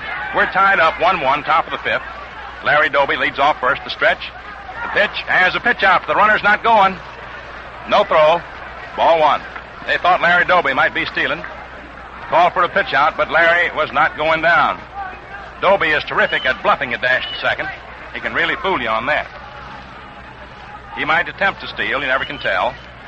We'll watch him for you. Torgeson holding the bag. Doby inches off. Takes a pretty big lead. The stretch. The pitch swung on by Boudreau as a long fly ball hit the left field. Getting under it is Marv Rickert. He's waiting, and he makes the catch. No runs, no hits, no errors. One left on. And at the end of 4.5 innings, the score, Cleveland won, Braves won. Men, to enjoy the cleanest and most refreshing shaves you ever had, prepare your whiskers with Gillette shaving cream and ease them off with today's Gillette Blue Blade in your Gillette razor. Both Gillette brushless and Gillette lather remove moisture-resisting oil from your beard pronto. Every whisker gets a thorough soaking and softens up in a hurry. Another thing, both of these Gillette creams now contain K34. This amazing facial antiseptic destroys 85 to 99% of all dangerous bacteria on and beneath outer layers of the skin. So you wind up with a surgically clean face. Yes, your face is as clean can be. Men, for extra shaving luxury plus the cleanest face you ever had, use Gillette shaving cream, lather or brushless, a quarter. Only Gillette shaving cream contains K34. speaking about K34, here's a fellow that looks sharp, feels sharp, and looks like he's ready to be mighty sharp. As he goes into the final 4.5 innings of this ball game, barring extra innings, Jim Britt. Thank you, Mel. Good afternoon again, everyone. The leadoff batter for the Boston Braves will be right fielder Tommy Holmes, who has 1 hit in 2 trips, 4 hits in 23 trips in the series. It was he, you'll recall, who beat Bob Feller in the first game by driving in the winning run. The outfield is set just a little to the right of straightaway. Lemon winds up and fires one right over for a called strike, a fastball. As Mel has been telling you, Lemon's best pitch, his most effective pitch, has been a sinker ball, and that, no doubt, has set up the 4 double plays with which the Indians have backed him up during the series in his 2 outings. Here it comes. There's a drive that goes down the left field line. Mitchell is retreating over toward the line, and he takes it on the run for the first out. Not too well hit. It was a fly ball, nevertheless, which carried about 305 or 310 feet. So that chops Tommy Holmes down to 1 hit in 3 trips, and it brings up Alvin Dark, who twice has figured in double plays. Once he hit into one with a ground ball back to Lemon, and the other time, after beating out a bunt, he was doubled off first base in the second outfield double play of the series. Alvin has 4 hits in 22 trips. He stands straight away, up even with a plate, and the first pitch is low and outside. He's a right-hander. The outfield scarcely changes itself much between Holmes and Dark because the 2 of them are capable of hitting the ball to all 3 fields. Freddie Fitzsimmons coaching at first, Bill Southworth coaching at third, and the score 1-1. Here it comes. There's a ground ball back to Lemon. He has plenty of time to throw him out. Mr. Lemon, you know, had 9 chances in the first series game, just 2 shy of Nick Altrock's all-time World Series record. And in this game today, he has had 3. He's had 3 assists and has just missed a couple more. 2 men out as Dark returns to the mound and Earl Torgeson steps up. Torgeson made a bid for a Texas leaguer that might have set a scoring opportunity for the Braves in the first, but it was turned into a Tucker to Robinson double play, doubling Dark off first. Then his last time at bat, he flied to left. He's a left-hander. The pitch in the dirt, ball 1. Everyone agrees that Jim Hegan has turned in a magnificent job of catching during this series. Yesterday's game, of course, took sort of a lusterless finish off the series as both teams unveiled a real display of power. Lemon delivers. There's a foul ball back over the top, and the count is 1 ball, 1 strike. The young man in the Cleveland batting order who seems to have the number of Bill Voiselle is right fielder Larry Doby, because Doby has walked once and solved Voiselle's delivery twice successfully with base hits. Torgeson is the Braves' leading batter with 6 in 16. He had a mark of 429 until Lemon handcuffed him in his 2 opportunities at the plate today. The outfield plays Torgie deep. He specializes in line drive home runs. The pitch, high and wide, and the count is 2-1. Torgeson comes from Snohomish, Washington, where he has been nicknamed the 2nd Earl of Snohomish. The first, of course, was the great Earl Averill. And Averill, incidentally, saw the game at Cleveland yesterday. Here's the pitch. There goes a little pop fly out toward center field. Boudreau and Gordon on the run, and Gordon makes a nice running catch going away. Joe went back to second base to take it, and in the last half of the 5th inning, no runs, no hits, no errors, none left. That is the first inning in which Lemon has retired the Braves 1-2-3. So the totals at the end of 5 innings of play of one of the hardest fought, low-scoring duels of the series: Boston Braves 1 run, 5 hits, no errors, 6 runners left. Cleveland 1 run, 4 hits, no errors, 5 runners left. If you're interested in the scoring of the series so far, the Braves have outscored the Indians 15-14. Cleveland has come up with a total of 32 hits against 39 for the Braves. The Braves have made twice as many misplays, 6-3. And in the matter of leaving runners stranded, the Braves have left 33 on base against Cleveland's 32. Probably no series of modern times has been more grudgingly contested, with the exception of Lemon's 4-1 victory and yesterday's 11-5 slugfest. In the first half of the 6th inning, Joe Gordon, the great Cleveland second baseman, will be the batter. He carried an average of 167 into the game, but it's dropped down to 150. Since his first time up, he flied to left, and then he fouled to third. He's a right-hander. Voiselle pitches, high and wide, ball 1. Bill McKechnie is doing the coaching at third base for the Indians, and Mel Harder, as usual, is doing the coaching at first. Their combination is constant. The windup, the pitch, too close, a fastball, and the count is 2-0. Center fielder Mike McCormick is positioned over in left center field. Tommy Holmes is about 100 feet inside the right field foul line in the direction of right center field. Right field is wide open. Here it comes. Strike called, fastball. The count, 2 balls, 1 strike. The weatherman has been good to us all through the series. It has never been particularly sunny, but the weather has always been adequate. The pitch. There goes a long fly ball to left field, and that may be troublesome. Rickard is going back near the fence, and the ball is out of the lot for a home run, putting Cleveland in front 2-1.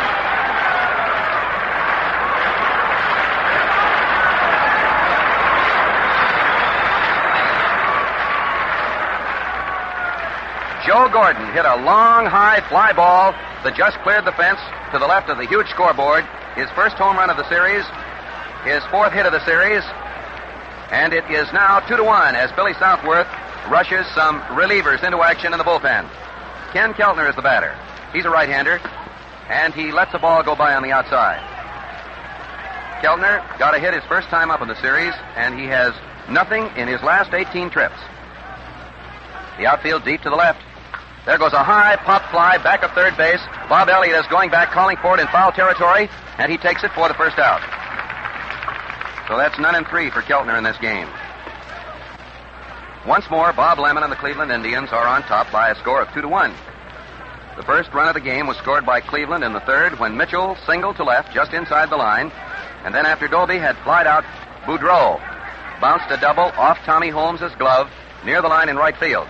But the Braves tied it up on Elliott's infield hit, a base on balls, and a single. Tucker is the batter. The first pitch is low outside, ball 1. He bears a startling resemblance, facially, to Joe E. Brown, the motion picture comedian. He's playing center field today and has no hits in 2 trips in the series. The pitch, ball outside, a fastball, 2-0.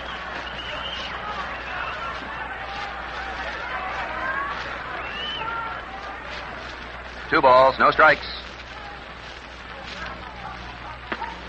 Ball 3, 3-0.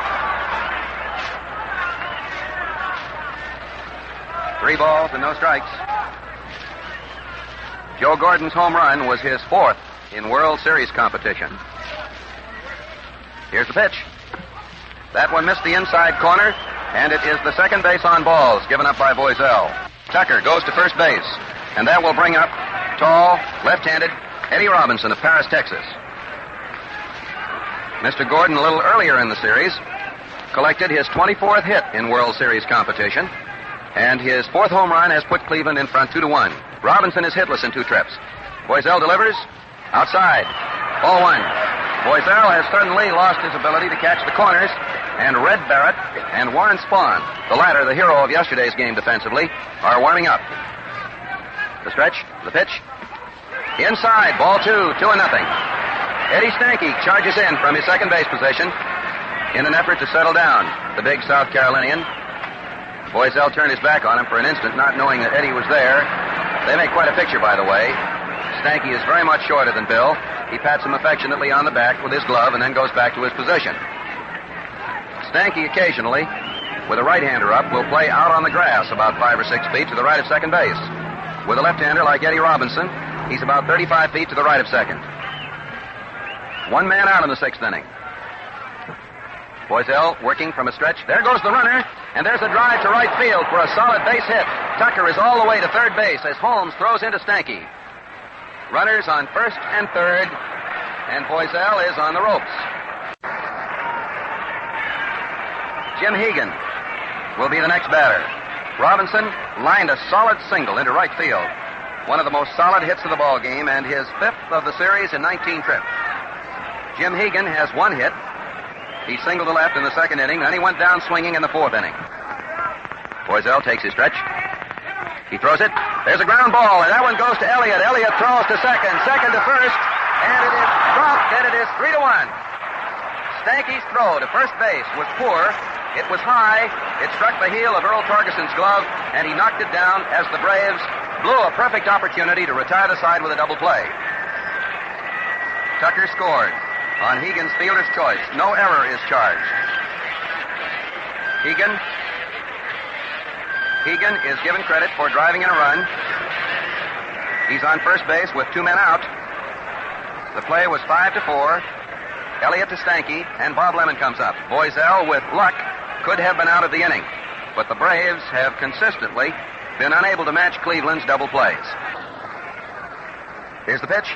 There goes a ground ball right to Torgeson. He steps on first to retire the side as Bob Lemon goes right after that first pitch.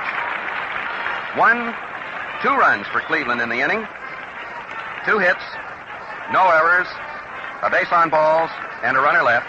And at the end of 5.5 innings of play, the score is Cleveland 3, Boston 1. When a ball player gets a hold of a bat that bangs out hits, he doesn't want to part with it. That's the way Eddie Pellegrini of the St. Louis Browns felt about his veteran Gillette razor until... But here's Eddie to tell you the story.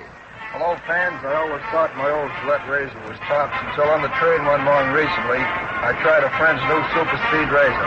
And you liked it? I sure did. In fact, I bought one for myself as soon as we got to Chicago. Are you still sold on it? Jim, I wouldn't part with it if I couldn't get another just like it. Fans, you'll say the same when you try the modern Gillette Super Speed razor that changes blades instantly and makes shaving a cinch. Buy one with a 10-blade dispenser, a big $1.50 value for only $1.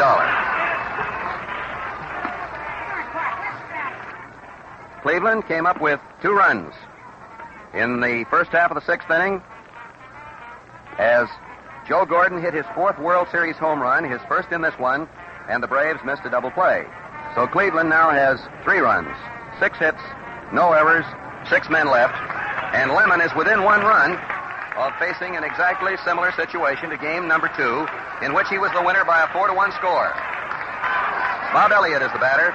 He had 2 home runs yesterday to tie the all-time National League World Series record, and he has 2 infield hits today. There's a drive to right center field. It's in there, perhaps for extra bases. But Doby goes over fast, cuts it down, and guns a throw into Gordon as Elliott goes back to first. A fine defensive play by Doby, who ranged from right field into right center to hold Elliott to his 3rd straight single. Elliott on first base. There's warm-up activity again in the Cleveland bullpen as Marv Rickert comes up. And mindful of the fact that he hit a home run a little bit earlier in the series, the Boston Braves partisans are beginning to whoop it up a little. Rickert is a left-hander. Here's the pitch. There's a ground ball. It goes to Gordon. Gordon throws to Boudreau. Boudreau back to first. Double play. And Cleveland has come up with its 8th double play of the series. 5 of them back of Bob Lemon, by the way. That Cleveland double play combination has been brilliant. 3 double plays in support of Lemon today, and 2 in the second game of the series. That one was Gordon to Boudreau to Robinson. So there are 2 men out. And the batter is Bill Salkeld. Bill has drawn 5 bases on balls in the series. He has a home run. He's a left-handed batter. And the first pitch is a fastball that just fires its way over the plate. Feller, Gromek, and Kleiman are all out in the bullpen, available for relief duty in the event they're needed, and they have warmed up at various times. Feller usually warms up nearly every day. He believes in taking some regular pitching exercise, so that is in no way a hint that he may see service in the event Lemon weakens.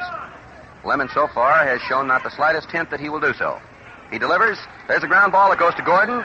Joe is up with it. He waits for Robinson to cover and throws Salkeld out. 4-3, second to first. Mr. Gordon was the star of that half inning. No runs, 1 hit, no errors, none left. So in 6 innings, the Braves have 1 run, 6 hits, and they have left 5 men on base. And Mr. Bob Elliott has had half of the 6 hits with 3 singles, and he scored the only run. The first scoring took place in the 3rd inning when Mitchell led off with a double inside the left field line. After Doby went out, he held second, but then Boudreau hit a fly ball down the right field line, and Holmes, after a hard run, dropped it for a 2-base hit. The Braves tied the score in the 4th inning when, with 1 out, Elliott beat out a slow roller down the 3rd base line. Rickert flied to left, Salkeld walked, and McCormick singled. And then Cleveland took a 3-1 lead in the 6th inning. Now we pause 10 seconds for station identification. This is the Mutual Broadcasting System. You'll hear Queen for a Day immediately following today's World Series game over WOR, New York.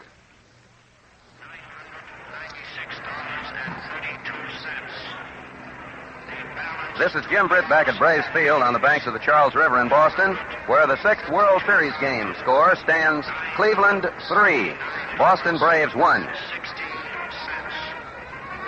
Cleveland was confident of wrapping it up yesterday, but the Braves erupted with a display of power that was unprecedented in this series. Dale Mitchell is the leadoff batter. He has a double in 3 trips. He's the Cleveland left fielder. Bill Voiselle still on the mound for the Braves. And there goes a fly ball to right center field. Mike McCormick goes back, stands and waits for it.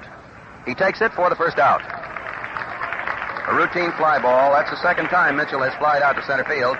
But over in the Boston Braves bullpen, Spahn and Barrett are warming up. That obviously is because Voiselle is slated to be the 7th Boston batter in the last half of the 7th inning. Larry Doby, the batter. Voiselle, in 4 tries, has been able to retire him only once. He's hit twice and walked once. Ball 1.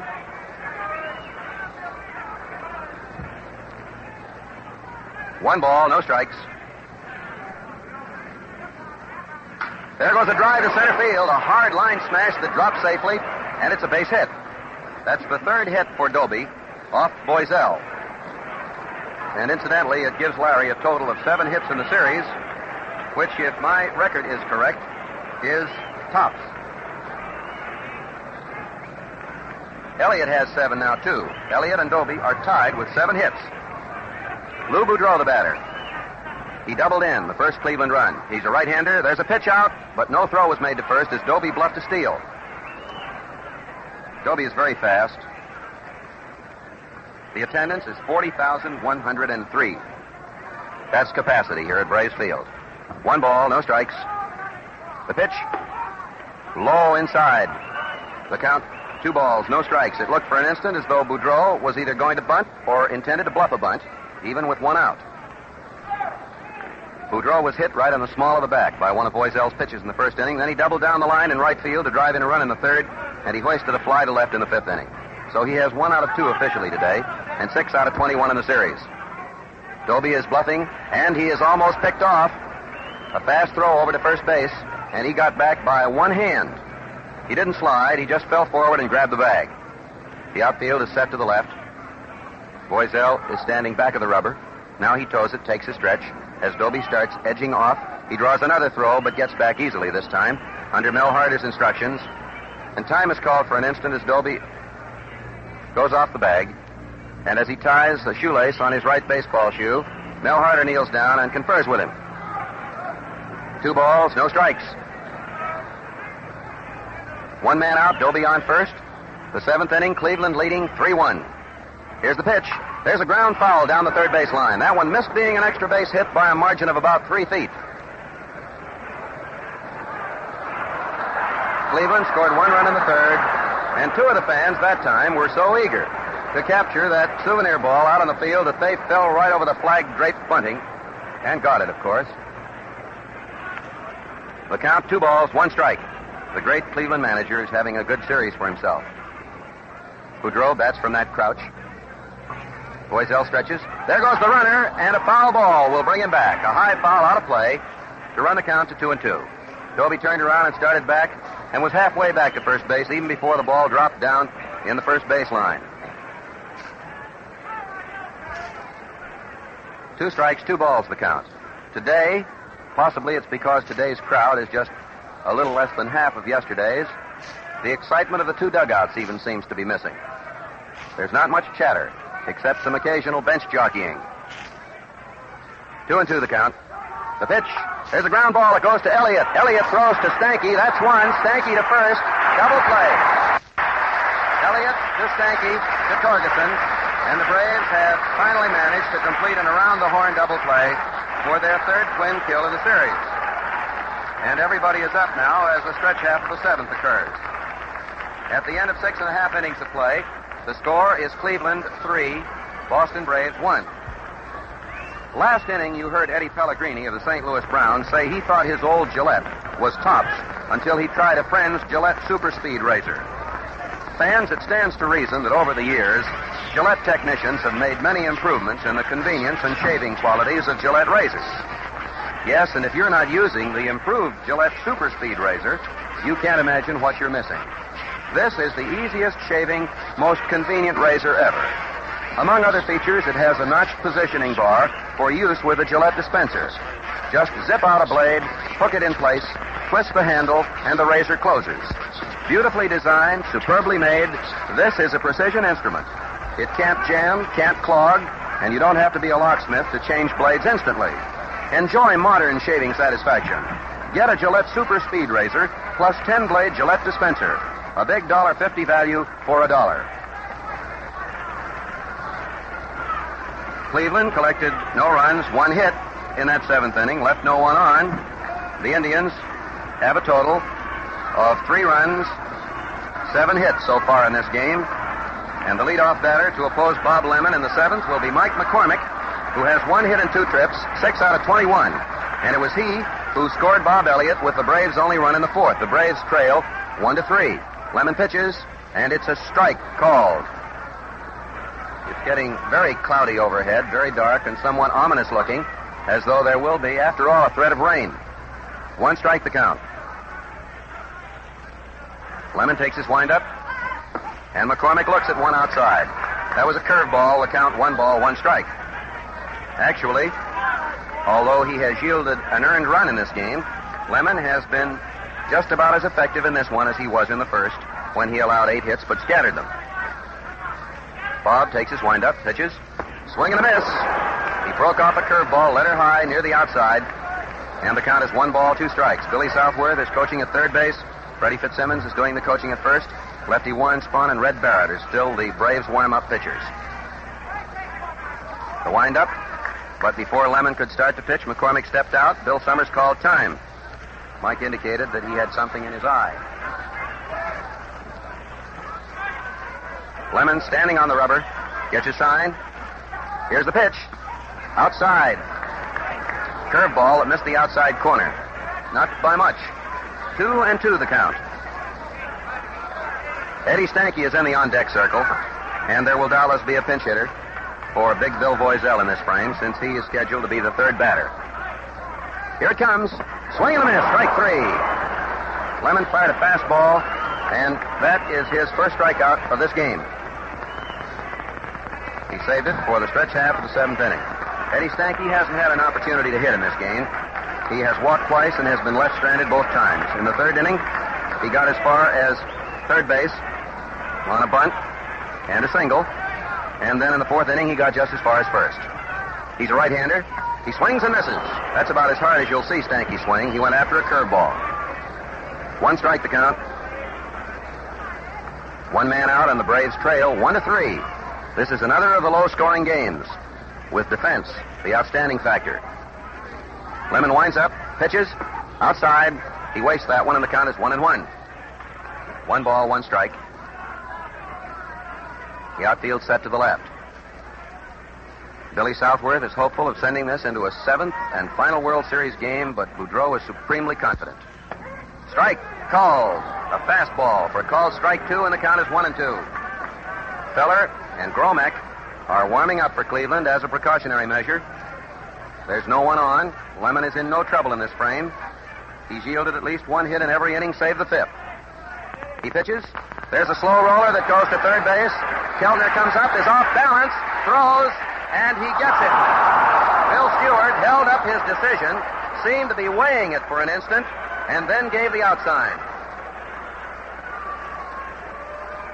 Stanky's speed has been reduced as a result of the injury, and that was accountable for the fact that he was unable to beat that out since it was bobbled briefly by Keltner. Buck McCormick is going to bat for Bill Voiselle. For the Braves, Frank McCormick, number 6, batting for Voiselle. Frank McCormick has a batting average of .250. He's had 1 hit in 4 trips.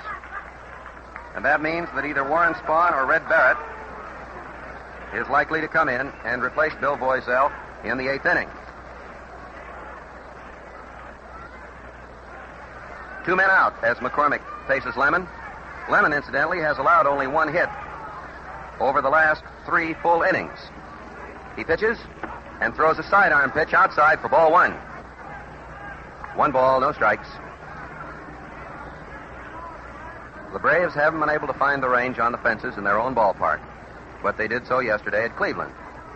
Joe Gordon, however, found the range for his fourth World Series home run today in the sixth inning. There's a ground ball to Keltner, right back of the bag. He looks it over, fires to first in time for the out. He seems to be reading the signature on it for an instant before unloading. So that's a 1-2-3 inning for Lemon. No runs, no hits, no errors, none left. And at the end of 7 innings of play, the Boston Braves trail by a score of 1-3. Warren Spahn goes over to get his jacket out in the bullpen, and it is he who is being called in for the second consecutive day in a relief role. Yesterday, his pitching was superb. He allowed a double to Lou Boudreau, but he struck out 5 of the last 6 men at Cleveland in one of the all-time great clutch exhibitions of World Series history. To refresh your memory, yesterday, when he came into the ball game, the bases were empty with 1 out in the 4th inning. He got by the first batter, Bob Feller, then walked a man, and then in his last 5 1/3 innings, he struck out 7. And in the 8th inning, he struck out Gordon, Keltner, and Boone in order. Then in the 9th inning, after Robinson had flied out, he fanned Hegan and Joe Tipton in succession. The score is Cleveland, 3 runs, 7 hits, no errors. The Boston Braves, 1 run, 6 hits, and no errors.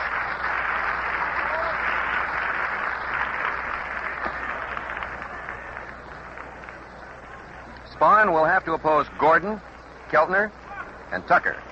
He didn't pitch to Tucker yesterday, by the way, but the first time he faced Gordon and Keltner, he struck them out. Yesterday, he wasn't throwing his curveball for much purpose other than that of wasting it. He was keeping the Indians constantly guessing by an assortment of slow and fast stuff. He was changing up. His fastball was extremely effective. And 2 or 3 of the Clevelanders afterward said that his pitching had been tougher than any they'd seen in this series. Cleveland has had some great pitching performances, and there have been 3 shutouts, you recall. The authors were Sane, Bearden, and Gromek in that order. Joe Gordon has 1 hit in 3 trips today. His 4th World Series home run. He's a right-hander. Spahn gets set. Here's the pitch. And there goes a drive towards left field. Rickert goes over fast, takes it, falls down, rolls over, and holds it. A fine play. And it happened almost under the feet of the National League left field foul judge umpire, Babe Pinelli. And there, incidentally, is another reason why having those umpires stationed out on the line is an excellent idea, because Pinelli was only 10 feet away from Rickert when he described a somersault, and he was perfectly positioned to see that he had held the ball. Keltner, the batter. Keltner has no hits in 3 trips. Here it comes. Swing and a miss. He guessed. He seemed to guess on that. He held his swing until the last instant, and then swung very quickly at a fastball. 1 strike. The outfield is deep to the left. Spahn delivers. Throws another fastball outside, and the count is 1-1. Red Barrett continues to warm up for the Boston Braves, and Vernon Bickford is also loosening up. Spahn takes his windup with 1 out and none on. There's a ground ball that bounces away from Spahn. Dark picks it up, throws to first, not in time, and it's scored base hit. That's the 2nd hit he's allowed in a relief role. It bounded away from Spahn, was picked up on the dead run by Al Dark, and Keltner has just collected his 2nd hit of the series. He now has a total of 2 hits in 21 trips, but there were 19 unsuccessful at-bats in between. He had one of the series' most dismal slumps. Thurman Tucker, the center fielder, up. He fouled to third base, grounded to second, walked, and scored the 3rd run. There goes a drive to right field. It's in there. Tommy Holmes fields it on the dead run and holds the runners to first and second. He stepped right into that very first pitch that was fired to him by Warren Spahn, and now Eddie Robinson comes up with runners on first and second. Spahn is not the puzzle to the Indians this afternoon that he was yesterday. Yesterday, Lou Boudreau was the only hitter, getting a double in the 8th inning, and then the next 3 men were struck out. But now, with 1 out, and it took a fine catch by Rickert to retire Gordon, Robinson is up with 2 men on. He has 1 out of 3. Eddie is a left-hander. Strike called. That was a slow curveball that came over. Keltner on second base. Tucker on first base. And the Indians are in scoring position again. They now have 9 hits, 1 hit more than they had behind Lemon in his first victory. Spahn takes a stretch, looks at second, pitches, threw a curveball that missed the outside corner, and the count is 1-1. 1 ball, 1 strike. Bill McKechnie holds up one finger to be certain that the runners realize the situation is 1 out. Tucker has a man-sized lead at first. Keltner takes a longer one. Here it comes. There's a drive that goes into right field for a base hit. And here comes Keltner sprinting for the plate with a 4th Indian run. Runners are on first and third as 3 consecutive hits rattle off Warren Spahn's delivery, and Cleveland takes a lead of 4-1. That was Robinson's 6th hit of the series. Keltner scored. Tucker went all the way to third base. And we're looking down below to see whether or not Billy Southworth intends to make an appearance. Jim Hegan is getting ready to bat, and Spahn apparently is going to stay in. Cleveland leads 4-1. That was the score by which Lemon won the second game. Spahn takes a stretch. Here it comes. Outside, fastball. Tucker on third base, Robinson on first base. And Robinson's line drive was well over Torgeson's head down the right field line, with Holmes running fast to cover. 1 ball, no strikes. There's a throw to first base. Robinson is back in time under Mel Harder's shout of "Look out." This is the gloomiest day we've had. It has turned into it, weather-wise. Another throw to first base, but Robinson is back easily. Cleveland now has 4 runs, 10 hits. And the Indians are still in a rallying position. The outfield is deep to the left. The pitch, swing and a miss. That was a fastball, and the count is 1-1. The Indians broke a 1-run tie, which lasted through the first 5 innings of play. Time called for an instant. Lou Boudreau hollered from the dugout as Hegan got ready to step out. And then Bill Summers insisted that the pitcher wait. The infield is in. The stretch, the pitch, swing and a miss. That was a fastball, letter high to the outside, and the count is 1 ball, 2 strikes. The situation in the 6th game of the World Series is inning number 8. Thanks to that fine catch by Rickert, who held the ball off Gordon's bat after somersaulting, Spahn has been touched up so far for only 1 run. This could have been a very sizable inning, and still may be. Hegan stepped out of the box, rubbed some dirt into his hands, is back in again. He's a tall, well-built, good-looking catcher with a great future. Spahn is ready. Swing and a miss for strike 3. A fastball. That's the 3rd Cleveland strikeout of the game. Bob Lemon is coming out of the dugout to bat. He has been a great competitor in this series. In 16 innings, the Braves have reached him for only 2 runs, 1 of them unearned. And in 16 innings, if you're further interested, he has scattered 14 hits. And that is mightily effective pitching on any occasion. Warren Spahn takes his stretch. Robinson has a long lead, and he dares him to pick him off. The throw is to the plate, and they have Tucker trapped off. Here's the throw, and he's out. He tried to knock the ball out of Sawkell's hands with a rush, and I'm afraid that Tucker's glasses were broken. He smashed into Sawkell. The play, incidentally, went from Spahn to Torgeson to Sawkell to Elliott to Sawkell, who tagged Tucker, and I fear Tucker's glasses were broken on the play. So at the end of 7.5 innings of play, the score is Cleveland 4, Boston Braves 1. Men think of getting a world-famous Gillette Tech razor with 5 Gillette blue blades for only 49 cents. Believe me, that's a lot for the money. With the Gillette Tech, you get shaves that are smooth, clean, and refreshing. That's why more men shave with this razor than with all other makes combined. The Gillette Tech has a solid bar guard that sets up whiskers as a barber does. Its non-skid tread protects you from nicks and cuts. The blade is held rigidly, eliminating edge vibration. The Tech is non-clogging, rinses instantly. Yes, fans, the Gillette Tech is a terrific shaving bargain. So to enjoy real shaving comfort and save money, buy a Gillette Tech razor with 5 Gillette Blue blades at the amazingly low price of 49 cents. The Cleveland Indian bat boy has gone to the clubhouse to return with a new pair of eyeglasses for Thurman Tucker.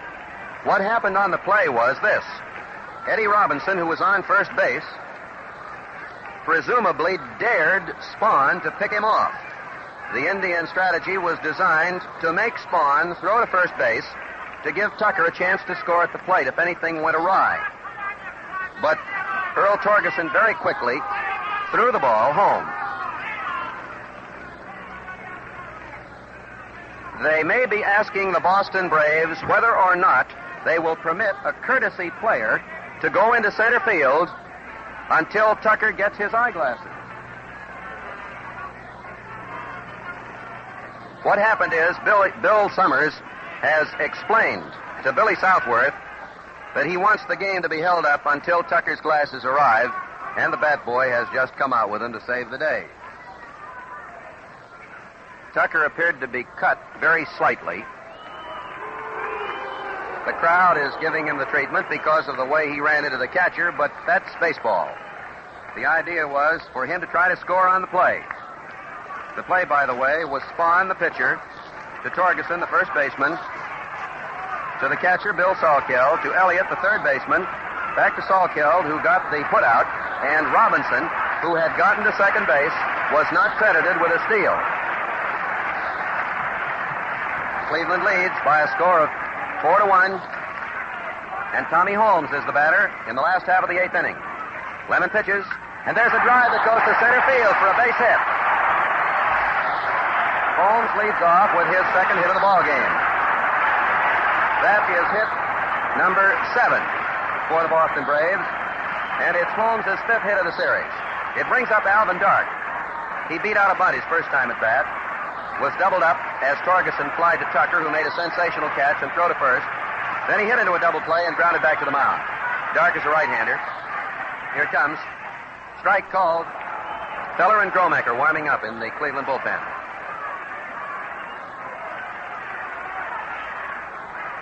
Cleveland has a 4-1 lead in the last half of the 8th inning as the Braves try to stage a desperation rally in an effort to push the series into a 7th and deciding game. Otherwise, this is the clinching victory as far as Cleveland is concerned. The outfield is set to the left. The infield in a little. Outside, that was a slider, and the count is 1-1. Dark started to go after it, held away from it. Lemon throws a slider sparingly. A sinker ball is his stock in trade, and he has an excellent one. Ray Scarborough was telling me about it a while back. Here's the pitch. Strike called. That caught the outside corner. Dark let it come, and the count is 1 ball, 2 strikes. Dark has had 3 hits in 23 appearances in the series.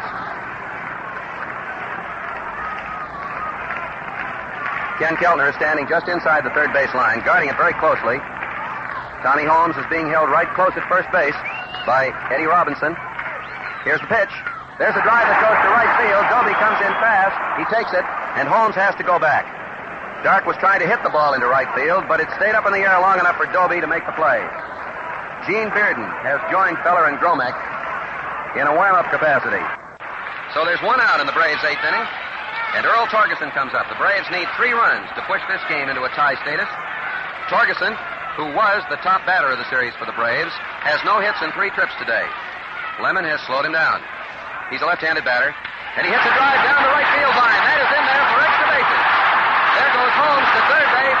Torgeson going to second base, sliding in safely.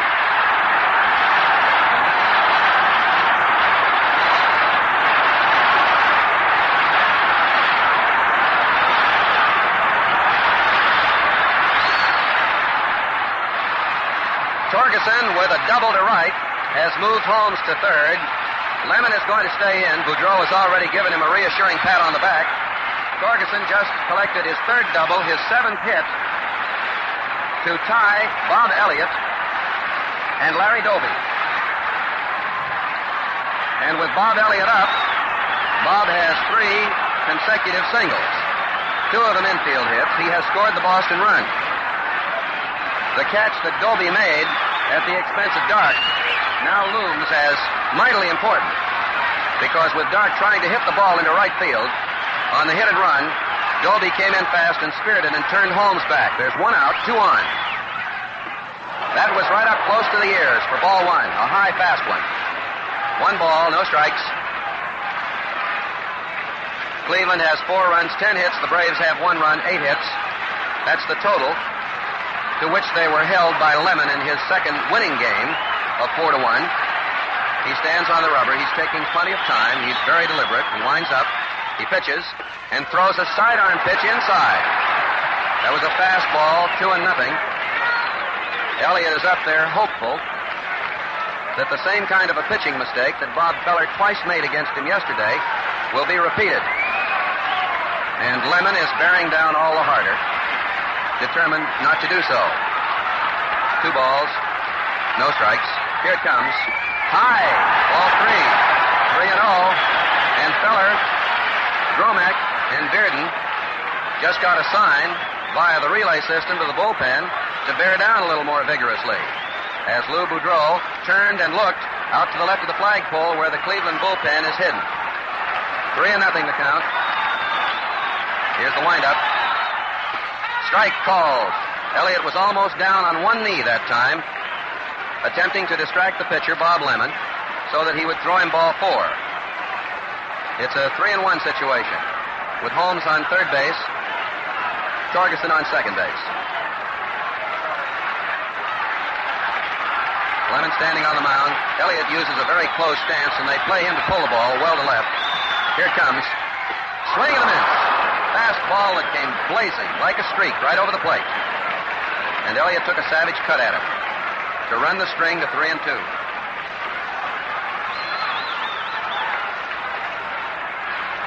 3 balls, 2 strikes the count.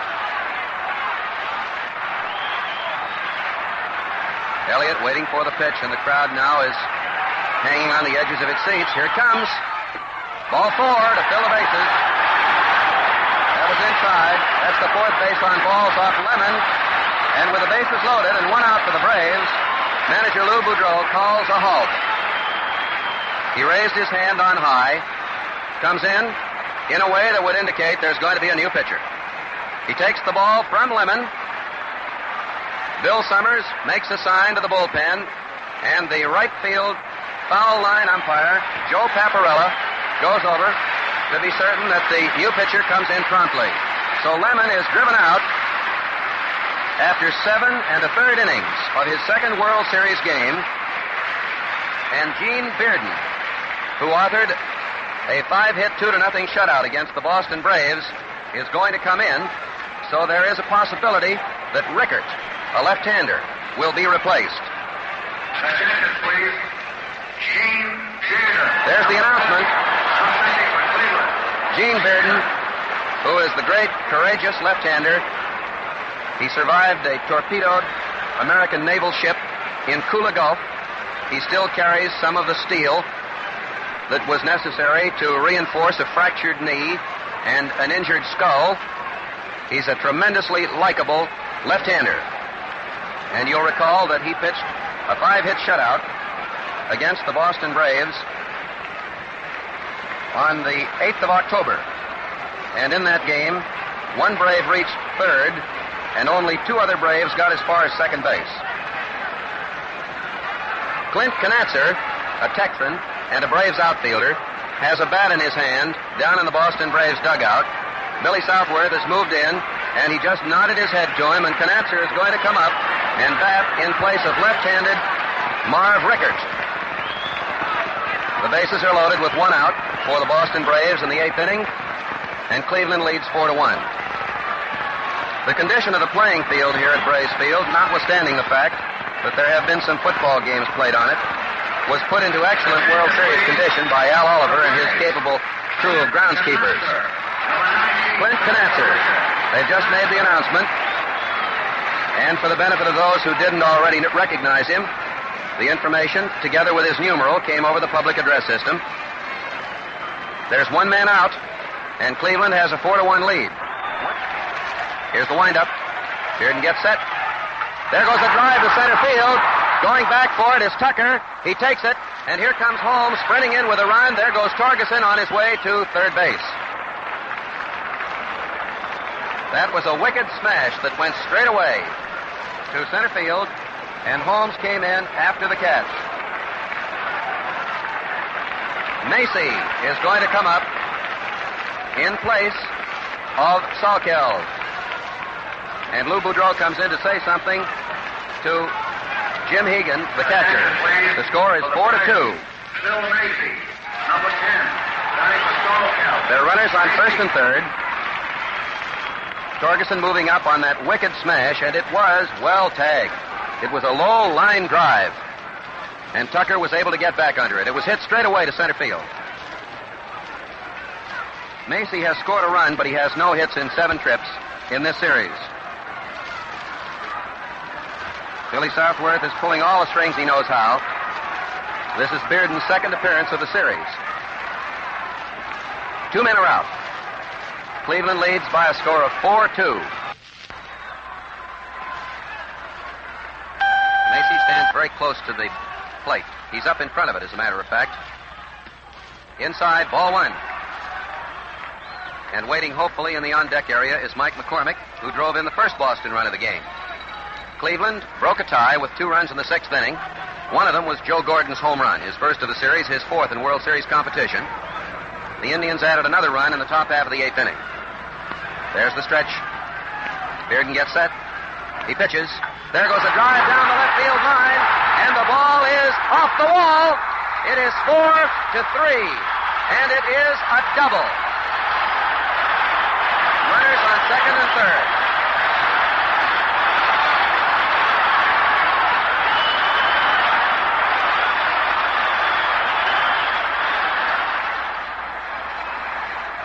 Phil Macy made a bid for a home run and hit a long double over left fielder Dale Mitchell's head off the left field wall. Bearden will stay in. There are runners on second and third. Elliott was held up because Mitchell played the ball superbly, and had Elliott attempted to score, he would have been out at the plate. But the Braves are within 1 run of a tie. 2 men are out, and Mike McCormick comes out. McCormick has an opportunity to break the ball game wide open. And a new left fielder is going to go into the ball game. Kennedy will go to left. Kennedy has a strong throwing arm, a very strong throwing arm, and that obviously is accountable for the maneuver. Bob Kennedy has been used in the series before. Matter of fact, he drove in a run, but he has been sent previously to right field.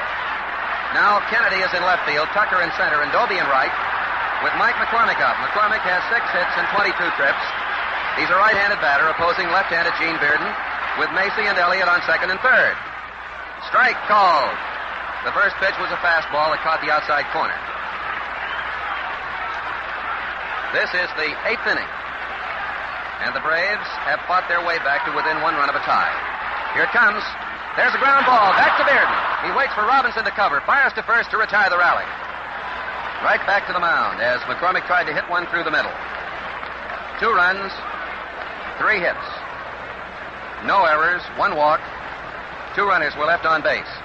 And at the end of 8 innings of play, Cleveland has 4 runs, 10 hits, no errors. The Braves have 3 runs, 9 hits, and no errors. Now we pause 10 seconds for station identification. This is the Mutual Broadcasting System. This is WOR, New York, the Mutual station that brings you the World Series and other top sports events the year round. Gene Bearden is scheduled to be the first batter in the 9th inning, and then he'll be followed by Bob Kennedy and Larry Doby. Please, for the Braves, Mike McCormick, number 31. Mike McCormick has moved over to left field for the Boston Braves if you're scoring the game, and Knatzer has gone into center field, but he is in the batting order in place of Marv Rickard. And Phil Macy, of course, who came through with a pinch double. His first hit of the series, by the way, is doing the catching. So the Braves have a revised batting order, and a lineup as well. Knatzer is in center field, and Mike McCormick, who was in center field, has moved over to left. Phil Macy is the new catcher, and the first batter scheduled to come up for Cleveland is Gene Bearden. You'll recall Bob Lemon was at bat in the 8th inning when the Indians, with Robinson breaking from first, risking a pickoff, tried to set up a double steal, and Thurman Tucker was out trying to score. Mr. Bearden has a single and a double in this series and a very handsome batting average of 667. Cleveland has a lead of 4-3. Warren Spahn still on the mound for the Boston Braves in his second relief role. Here's the pitch. Ball one. 1 ball, no strikes.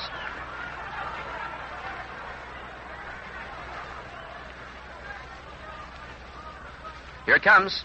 Foul tip. Bearden went down on his left knee after swinging and tipping it right back against the screen, and the count is 1 ball, 1 strike.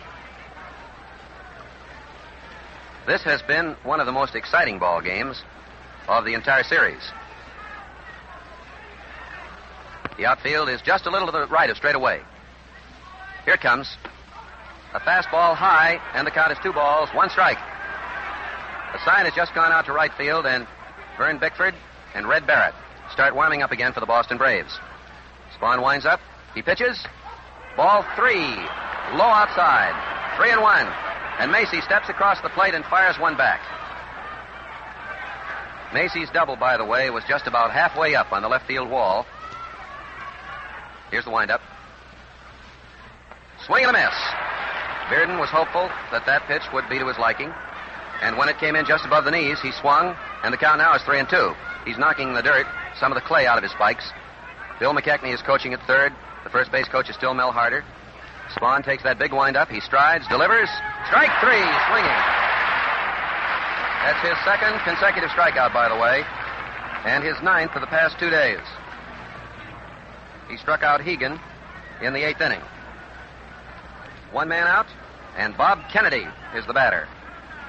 Kennedy made an appearance earlier in the series in a batter's role, and he singled and drove in a run.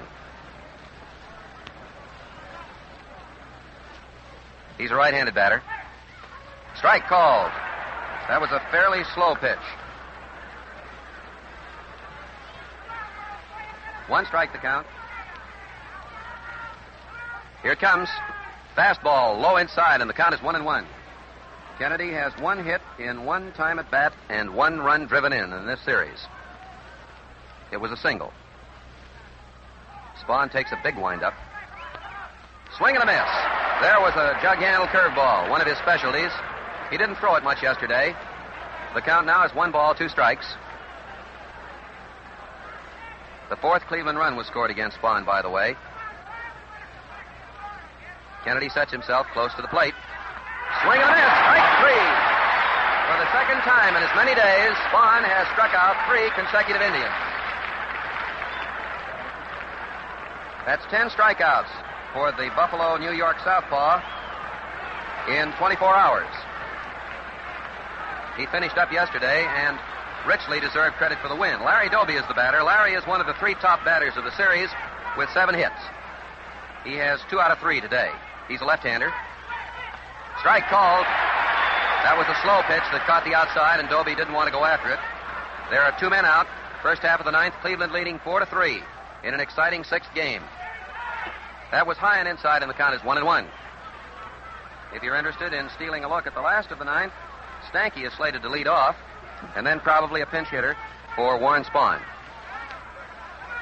Here it comes. Swing and a miss, and Doby fell down. That was a curveball right down in the dirt. It bounced in the dirt, and Doby fell into the ball after he'd completed his swing and missed it. And the ball very nearly bounced up and struck him. 1 ball, 2 strikes the count. Here it comes. Foul ball. Very nearly another strikeout. As a matter of fact, if it hadn't been for yesterday when Robinson hit a fly ball to left field, Spahn might have his name etched in the record books. Because he struck out 3, then he missed Robinson and struck out 2 more. Here's the windup. Strike three. 4 straight strikeouts.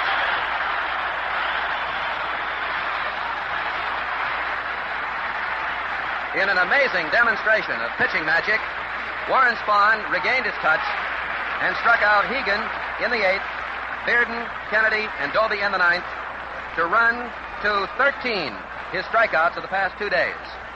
Going into the last half of the 9th inning, Cleveland leads 4-3.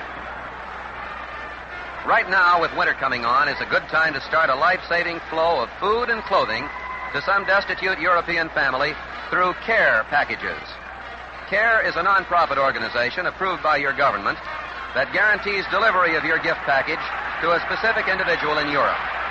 For $10, you can present 21.5 pounds of nutritious food to any person or family in 15 European countries.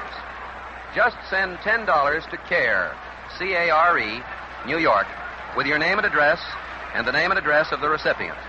You will receive a signed receipt upon delivery. Cleveland leads by a 4-3 score, and Eddie Stanky will be the Braves' leadoff batter in the last of the 9th. He's a right-hander. He's walked twice. Bearden's first pitch is low inside, ball 1. The record, incidentally, for the most home runs in a single game in the World Series is Babe Ruth's. That's an answer to a query. 3. Bob Elliott tied the all-time National League mark with 2 yesterday. Bearden delivers. Ball 2. That was letter high outside, and it's 2-0.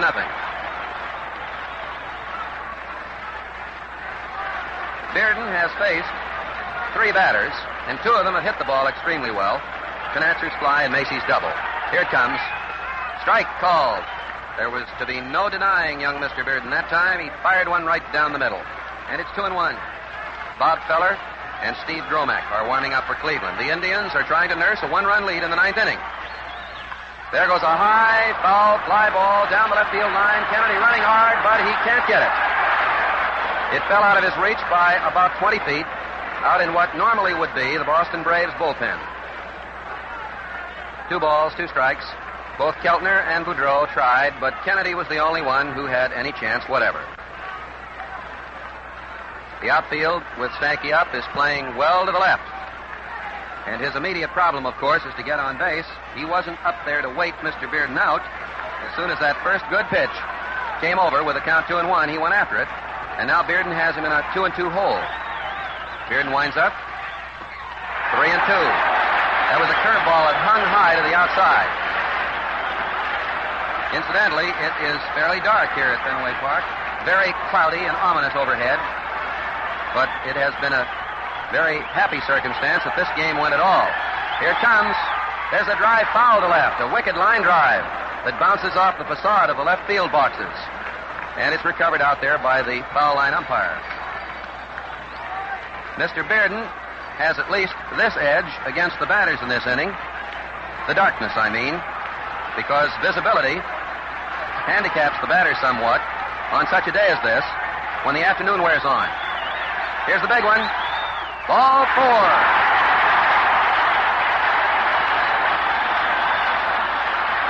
Stanky gets his 3rd walk of the game and his 7th base on balls of the series. There may be a pinch runner.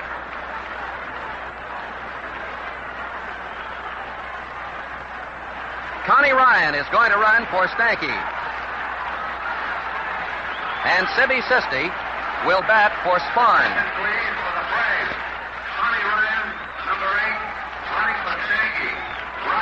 Connie Ryan of New Orleans, Louisiana, is running for Stanky, and Sibby Sisti of Buffalo, New York, a fellow townsman of Warren Spahn, will bat for him. This is Sisti's first appearance at the plate in the series, but he filled in handsomely for Stanky during the period of Eddie's injury. No one out. Ryan on first base. Bearden takes his stretch. Here's the pitch. Foul ball. He tried to bunt it. Cleveland naturally expects the sacrifice, and both Robinson and third baseman Ken Keltner were quick to come in with the intention of covering the plate. 1 strike to count. There is no one out. But Billy Southworth is prepared to risk the percentage opportunity of a bunt and sacrifice Sisti. Ken Keltner is in on the grass, down the third base line. Here it comes. There's the bunt. It's a foul ball, and Hegan throws to first for the double play. Hegan took it right out in front of the plate. It was ruled a fair ball, and then he fired it to first base for the 9th double play for Cleveland in the series. Bearden threw him a knuckleball, perhaps. It's difficult to determine from here, but the double play was 2-3, and all he had to do was wait for Robinson to cover first because Ryan was going on it. 2 men out, and Tommy Holmes the batter. And some of the fans are already beginning to leave, convinced the destiny has been shaped. Strike called. 1 strike to count. From a situation with a runner on first base, no one out, an optimistic situation, trailing as they do by 1 run, 3-4. The Braves now have 2 men out, no one on. Here's the pitch. Foul ball, and that one is coming up here. The count, 2 strikes.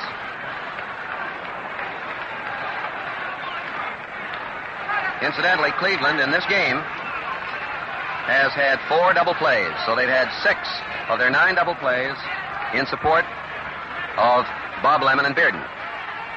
There goes a fly ball towards left field. Going back fast is Kennedy. Kennedy gets there, and he takes it. And the Cleveland Indians are the world's champions of 1948. And they are leaping joyously as they go off the field. Bearden is being mobbed, as are Lou Boudreau. And out in center field, Tucker and Kennedy come running in arm. The final score, Cleveland 4 runs, 10 hits, no errors. The Braves, 3 runs, 9 hits, no errors. The winning pitcher, Bob Lemon.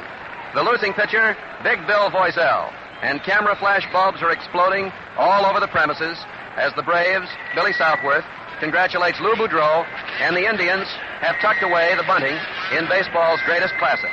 And now here to review the game and feature some of its highlights is Mel Allen. The 1948 World Series is over, ladies and gentlemen. On a dark and gloomy day in Boston, the 1948 World Series comes to an end with the sun figuratively shining, as a matter of fact, even blazing, insofar as the Cleveland Indians are concerned. For here, in the wigwam of the Boston Braves, on the banks of the Charles River, the Cleveland Indians have been crowned champions of the baseball world. The second such honor in 28 years. And down below us on the field is a coatless, but wearing just a thin silk shirt, half-sleeved Bill Veeck, hobbling over from his box behind the Cleveland dugout to the runway to move into the Indians clubhouse to help them celebrate their victory. Along with him is the vice president of the Cleveland Indians ball club, Hank Greenberg. You got to take your hat off to guys like Bob Elliott, who sparked his team in a tremendous comeback yesterday to prolong the series. And you've got to take your hat off to a fellow like Lou Boudreau, one of the greatest shortstops you've ever seen in your life. I doubt you'll ever see one any better at any time in the future. Well, we could pick out men here and there. They're all great. They're all wonderful. It was a delightful World Series, although it did get off to a slow start because of the great pitching. And so it comes to an end with the Cleveland Indians, the world champions, ladies and gentlemen. We must add this one other thing, too. Cleveland's 9 double plays in the series, with so many of them today coming through to help them win the world's championship. That's all there is, ladies and gentlemen. As we sign off from Braves Field, we got to mention, as our mind wanders and we look out onto the empty field now, you think of such fellows as Larry Doby, who got so many base hits. Larry Doby and Bob Elliott and Earl Torgerson, all of whom got 7 hits to lead in total hits. But you could go around, pick out each individual, and show his relative value to the overall picture of presenting for American baseball fandom another exciting World Series. We hope that you've enjoyed it, and so, fans, that's that. The story of another World Series goes into the record. But Gillette's cavalcade of sports carries on. Every Friday night, we're on the air coast to coast with the major boxing event of the week. Plan to be at Radio Ringside Friday nights and enjoy the fun. Now, this is Mel Allen saying smooth sailing smooth shaving, and good afternoon from your host, the Gillette Safety Razor Company, and Jim Britt. Recorded highlights of today's World Series game will be heard over WOR at 11:30 tonight. Stay tuned now for Queen for a Day, which follows. We wish to thank the La Rosa Macaroni Company, sponsors of the Hollywood Theater of Stars, for relinquishing their broadcast time today in favor of the World Series game.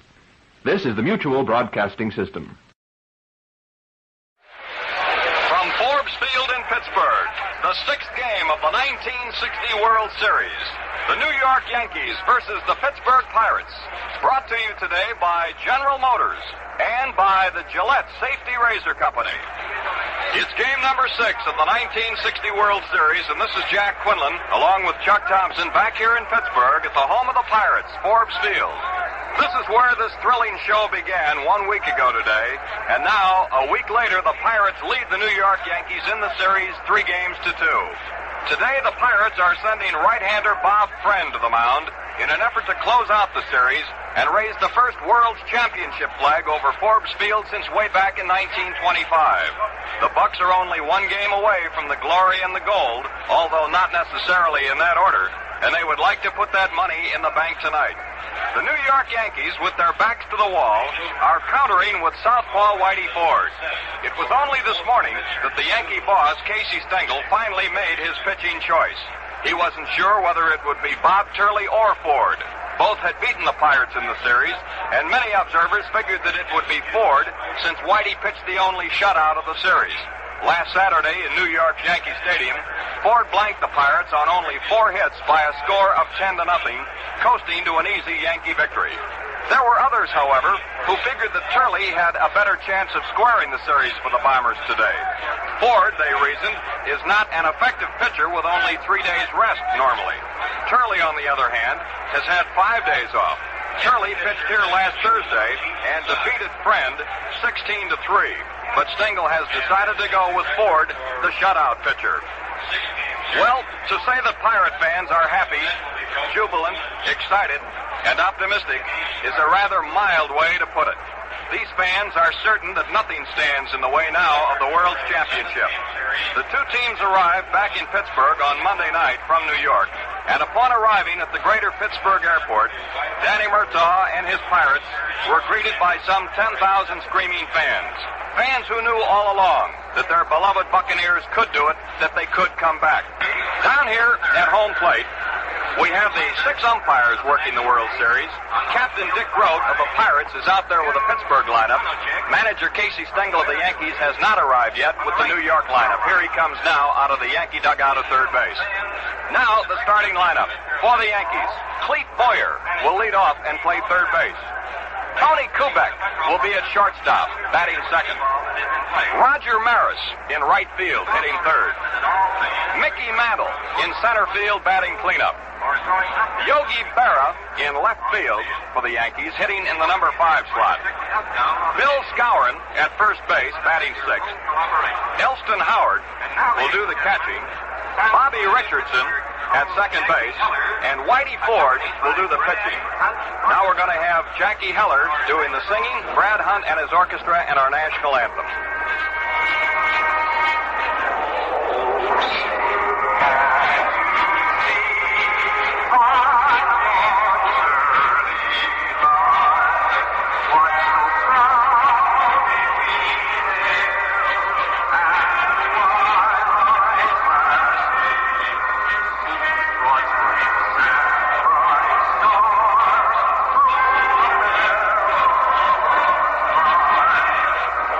Right.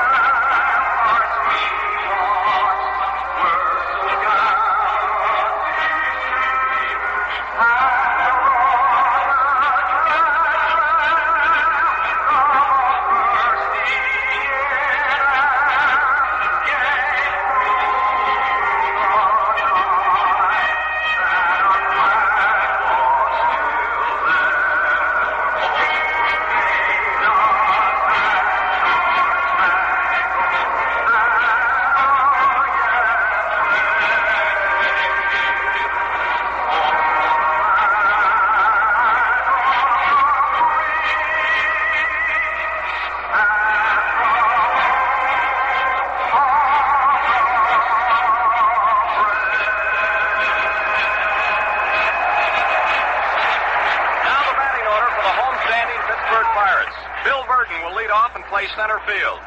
Dick Grote at shortstop. Roberto Clemente in right field. Dick Stewart at first base. Gino Samoli in left field. Hal Smith will do the catching. Don Hoke at third base. Bill Mazeroski at second base. And Bob Friend will do the pitching. Now, Whitey Ford has made 13 World Series starts. He has won 6 and lost 4 in his 13 starts. He has never won a World Series game away from Yankee Stadium. Ford has won all 6 of his victories at Yankee Stadium, and he's lost 2 in Yankee Stadium, and he's also lost 2 on the road. So Whitey is still looking for his first World Series win on enemy soil. Friend has pitched in only 1 World Series game. That was here at Forbes Field last Thursday. When he started, worked 4 innings, allowed 2 earned runs, and was charged with a 16-3 loss. We pause now 10 seconds for station identification. This is WGY, 810 on your dial, and WGFM, Schenectady. Here now is the umpire in alignment in this ball game at Forbes Field, game number 6. John Stevens of the American League will work behind home plate. He'll call the balls and strikes. Bill Jakowski of the National League will be at first base. Nestor Shylock of the American League at second base. Dusty Bogus of the National League at third. Stan Landis of the National League will be down the left field foul line. And Jim Honachik of the American League down the right field foul line. We have the Pirates poised over here in their dugout at first base. Here they come, led by Captain Dick Grote. The Bucks are taking the field. Now, to bring you the play-by-play report here in the first half of this ball game, number 6 in the 1960 World Series, the gentleman from Washington, D.C., Chuck Thompson. Thank you very much, Jack Quinlan. Good afternoon, baseball fans. The Pirates take the field, and up on the mound goes the big right-hander, Bob Friend, who is a most determined young man this afternoon. He was, to say the least, disappointed over his inability to defeat the Yankees his previous try in the second game of the series here at Forbes Field, and is one of the most determined young men we've talked to. Bob Friend on the mound. Behind the plate, a new catcher today for the Pirates in his second World Series game will be Hal Smith. Now, to complete the Pirate defensive alignment for you, around the infield again, Don Hoke at third base, Dick Grote, the shortstop, Bill Mazeroski, the second baseman, and Stewart is playing first base. Out in left field, it'll be Gino Samoli, the center fielder, and what a ball player, Bill Verdon, and the right fielder is Roberto Clemente. The leadoff hitter for the New York Yankees will be Clete Boyer. He has been to bat in this 1960 World Series on 2 occasions, has delivered with 1 hit, and has an even 500 series batting average. And over the year for the New York Yankees, this younger brother of the fine Cardinal third baseman, Ken Boyer, hit .242 for the New York Yankees. But manager Casey Stengel has given this young man credit for many crucial base hits, and particularly a few home runs at 1-ball games for the Yankees. Well, here is Boyer, right-handed batter, up against Bob Friend. All ready to go. Friend looking down to Hal Smith. The 6th game of the 1960 World Series is underway at Forbes Field. The Pirates lead 3 games to 2. Friend into the wire. The first offering, swing and a miss. Strike 1. The ball game is underway. A sharp breaking curveball from Bob Friend. Incidentally, in Friend's first outing, he went 4 innings, allowed 6 base hits, walked 2, and he struck out 6 of the Yankees. The big Pirate right-hander deals, and here's a swing and a foul ball back on the netting behind the plate. 2 strikes to Clete Boyer. He will be followed by Tony Kubek and Roger Maris in that order. In their customary spots, coaching at third base, Frankie Crosetti, and down the first base side for the Yankees, it's Ralph Houk. 2-strike pitch coming down now to right-hand biting Clete Boyer. It's a ball outside, a check swing as Boyer started to go and then held back at the last moment. The ball dipped low and away, and the count now 1 ball, 2 strikes to the Yankee third baseman of the afternoon, Cletus Boyer. Another great crowd here at Forbes Field, and you couldn't ask for finer weather as Bob Friend throws a ball down low again. Again, Boyer started to offer and held back on the swing, and the count now 2 balls, 2 strikes to the leadoff hitter in the top of the first inning.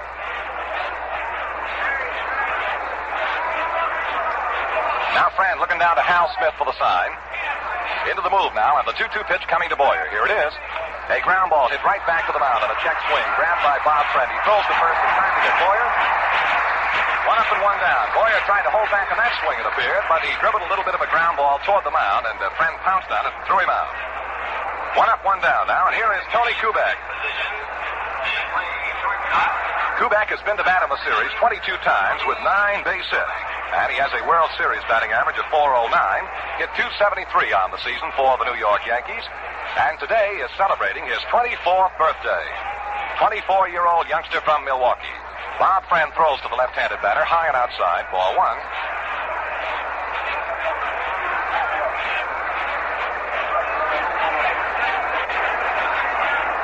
Kubek has 1 double in the series and 2 runs batted in. Right back, here's a swing and a ground ball hit towards second baseman Mazeroski. He digs it out neatly, throws to first, 2 down.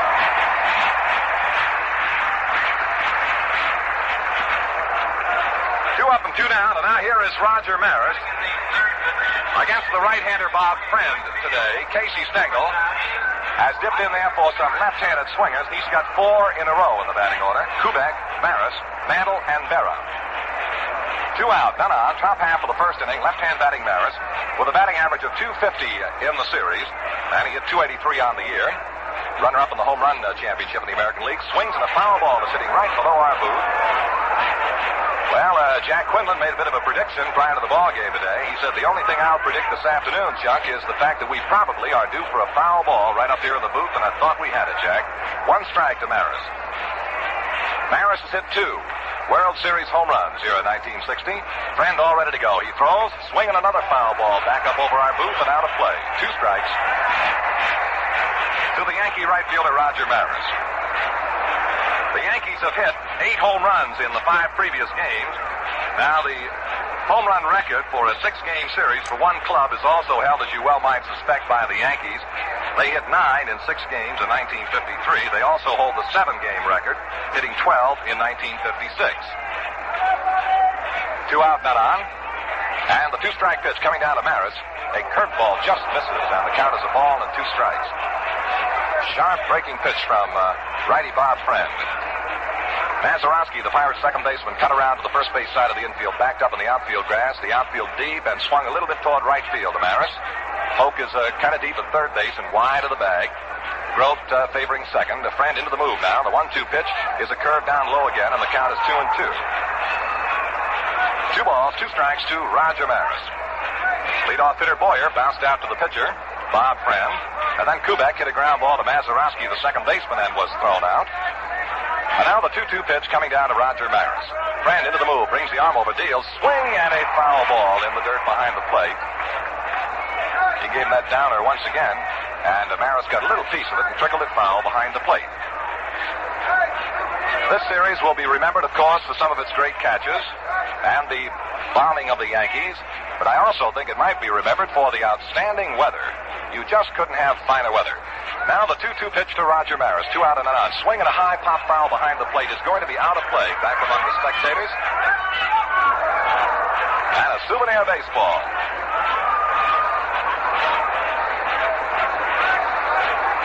Certainly this series will be talked about for a long time. And people will refer continually, I'm sure, to the determined comeback of the Pittsburgh Pirates. And now the 2-2 to Maris, swing and another foul ball out of play behind the plate. Count continues, 2 balls, 2 strikes to Roger Maris. Pittsburgh fans, of course, are well aware of the ability of the Pittsburgh Pirates of 1960 to bounce back. And they had done it all through the 1960 campaign. But in a World Series, sometimes it's a horse of another color. But the Pirates bounce back and now lead the Yankees 3 games to 2. But Casey Stengel has been quoted as saying, and you better believe him, we ain't dead yet. Well, we'll see. Here's the 2-2 to Maris. Inside ball 3. Ford reached back and got a little, or rather, Friend reached back and got a little extra on that fastball, and he really ripped it, jammed to Maris right on the wrist, but a little tight. So we have a full count now. 3-2 to Maris. Ford, a Friend in the move. He throws, swinging another lifted fly ball out into right center field. Moving on the ball, the center fielder Bill Burton. He's under it, looks up. Burton makes the catch. Now the Yankees are 3 up and 3 down. No runs, no hits, no errors, and none left. And the score at the end of the first half inning of play, it's the New York Yankees nothing and the Pittsburgh Pirates nothing.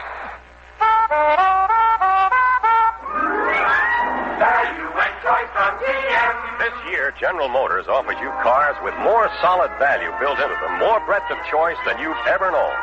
Yes, it's value and choice from GM. So today's the day to see your quality GM dealer. Well, fans, here's something that every motorist should know. Exclusive GM Guardian maintenance, which means factory-trained mechanics giving educated service with factory-approved parts and the most modern equipment. Take your car or truck to your GM dealer for Guardian maintenance. In the last half of the first inning, Bill Verdon will lead off for the Pirates, followed by Dick Grote and then Roberto Clemente against the southpaw Whitey Ford. Here in Forbes Field, in the two games that have been played here prior to this afternoon, 73,984 were in attendance. A total of 274,550 have seen the first 5 games. Here is Bill Verdon. Verdon, who hit 190 through the first 5 games, 21 times at bat with 4 base hits, and 3 of the 4 have been doubles, incidentally, has driven in 3 runs. And boy, it goes without saying that this fellow has cut off a few Yankee runs with his outstanding defensive play in center field. Verdon hit .264 in the regular season for the Pirates, left-handed batter, and Whitey Ford, the Yankee southpaw into the move, deals a curve, and a strike is called by plate umpire Stevens.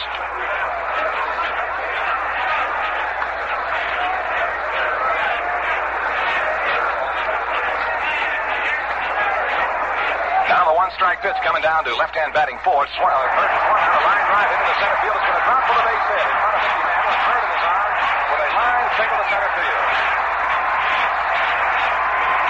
Verdon gets the game's first base hit and his 5th of the World Series.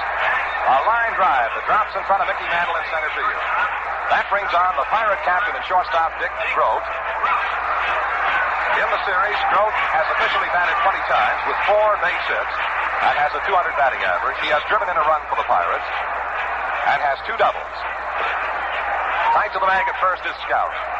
Leading first, Verdon. Now the set, and the pitch coming to Grote is a ball low and outside. Down on the Yankee bullpen, following the Verdon single to center field, Bob Turley is up and is throwing. Turley is warming in the Yankee bullpen down the left field side. Now Verdon out to his lead at first. Ford checks him with a look. And the Yankee southpaw deals a pitch that's a strike. Right over the outside corner above the knees. 1-1 now to Dick Grote.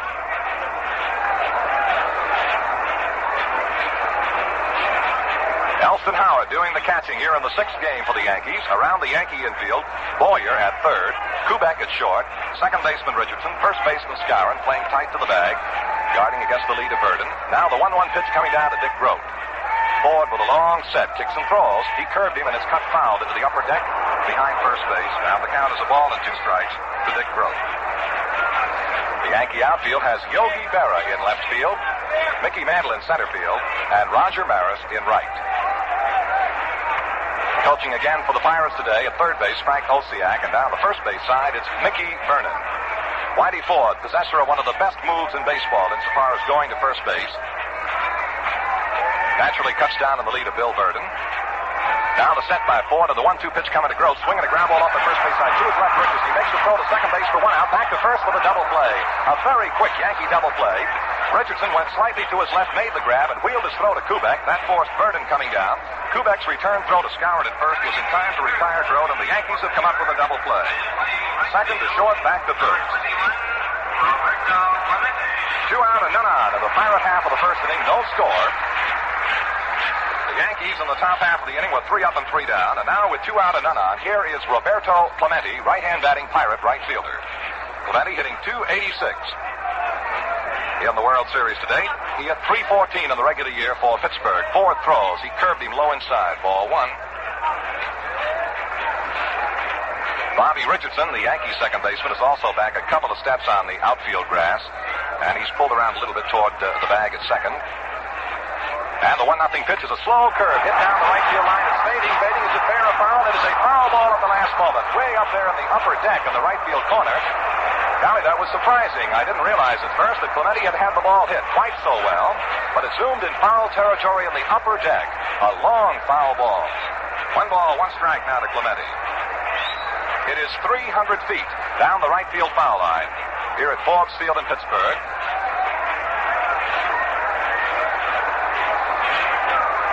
the opposite foul line, down in the left field corner, it's 365 feet. Now Elston Howard pumps out the sign. The count, a ball and a strike to Clemente, and Ford throws. He misses low with a breaking ball. 2 balls, 1 strike now.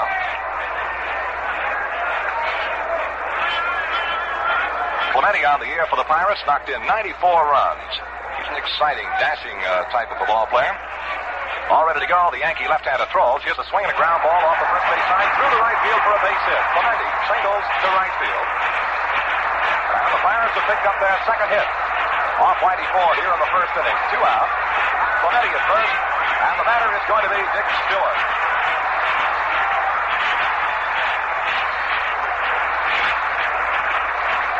Stewart in 16 trips to the plate in the 1960 series has hit safely 3 times. Three times they've all been singles.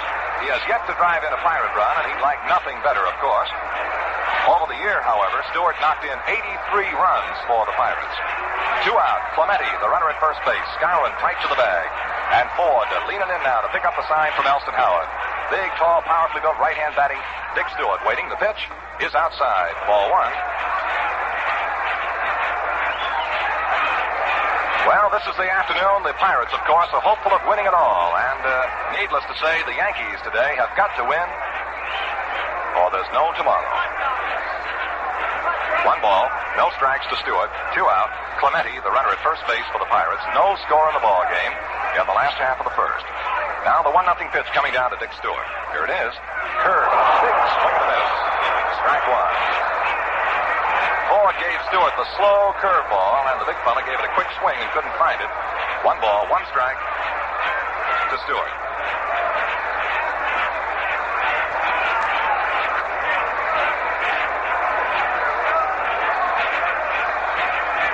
Yankee outfield deep and around toward left of this big power-swinging Dick Stewart. And boy, he can hit the ball about as far as anyone in baseball today. Now Ford has taken enough time so that Stewart calls for time and steps out of the box momentarily. Back in again. Count 1 ball, 1 strike, 2 out. Clemente, the runner at first. No score in the ball game. Ford ready to go now. The 1-1 pitch to Stewart. Long wait now. The throw. Strike.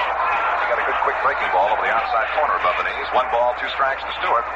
Well, this is certainly the kind of a ballpark that you'd have to call a pitcher's ballpark, one of the biggest in the major leagues. Only center field at Yankee Stadium is any bigger. And in 51 years, no pitcher has ever thrown a no-hitter in this ballpark. 1 ball, 2 strikes now to Stewart. Clemente with a good lead at first base. The set by Whitey Ford. The pitch coming to Stewart is a ball inside high. Ford kind of started off the third base side of the mound, thought he had a good pitch. And it was pretty close, but plate umpire Stevens said, Bob Turley is still throwing down in the Yankee bullpen in left field. When Verdon opened the game with a line single to center field, Turley got up in the Yankee bullpen. Right now, he's just kind of staying loose. 2 balls, 2 strikes to Dick Stewart.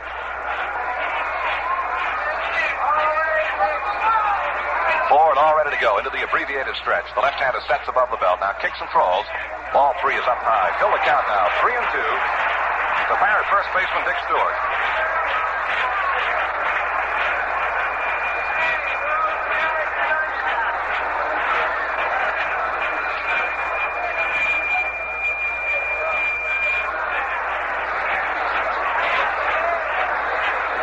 Well, with 2 out and a 3-2 count to Dick Stewart, Clemente looses up down the first baseway. He'll be winging.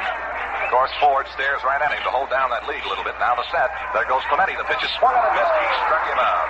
So Ford notches a strikeout, and that's all for the Pirates in the first inning. No runs. They had 2 base hits. No Yankee errors. 1 man left. And the score at the end of the first inning, it's the New York Yankees nothing, the Pittsburgh Pirates nothing.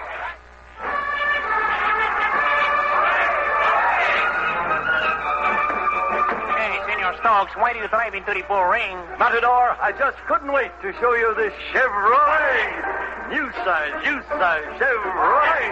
60 wonderful Chevrolet. Your car. If you're a man who wants value, this Chevrolet is your car. Aficionados holler, hooray, for my car. It has power and sweep and comfort, of course. Chevrolet's my car, or I'm a picador's horse. Chances are you'll find your new car at GM. 'Cause there's more to choose from. Value and choice from GM. I must drive away in this new Chevrolet. Adios, Senor Stokes. Hey, what about that bull? Let him get his own car.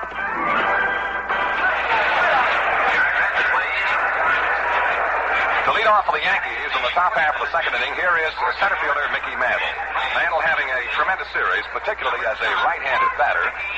His overall series average is .375. He has hit 3 home runs, has driven in 7.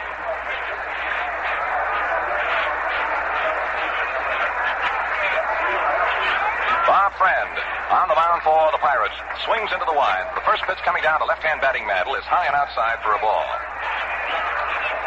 Mantle's been up 16 times, has 7 runs batted in, has walked 7 times, has struck out 7 times, and he's got a total of 16 bases. More than just about anybody. Now the 1-0 pitch to Mantle is a strike. Good breaking pitch to the top corner. 1 ball, 1 strike to Mantle. He will be followed by Yogi Berra and then Bill Skowron in that order. As the Yankees bat in the top half of the second inning, no score. The 6th game of the series in Forbes Field, Pittsburgh. Friend delivers. Strike 2. And Friend poured a quick breaking pitch into Mantle, who steps out momentarily and is talking to plate umpire Stevens. Well, the Yankees, of course, know what is at stake better than anyone in the ballpark. And they'll be battling and fighting their utmost over each and every pitch.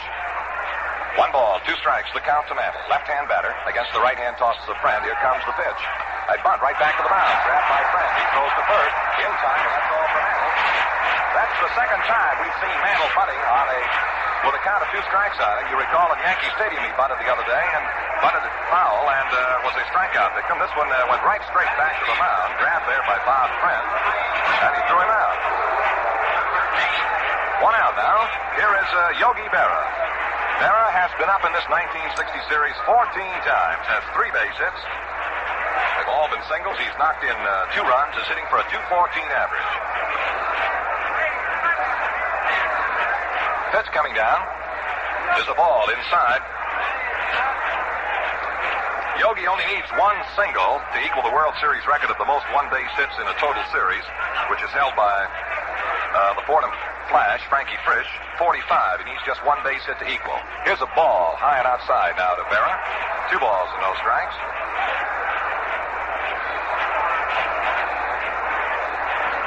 1 away.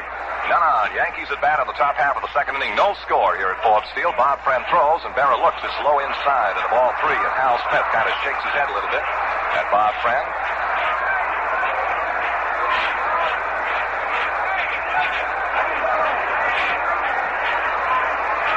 Into the move now. 3-0 pitch coming to Yogi Berra.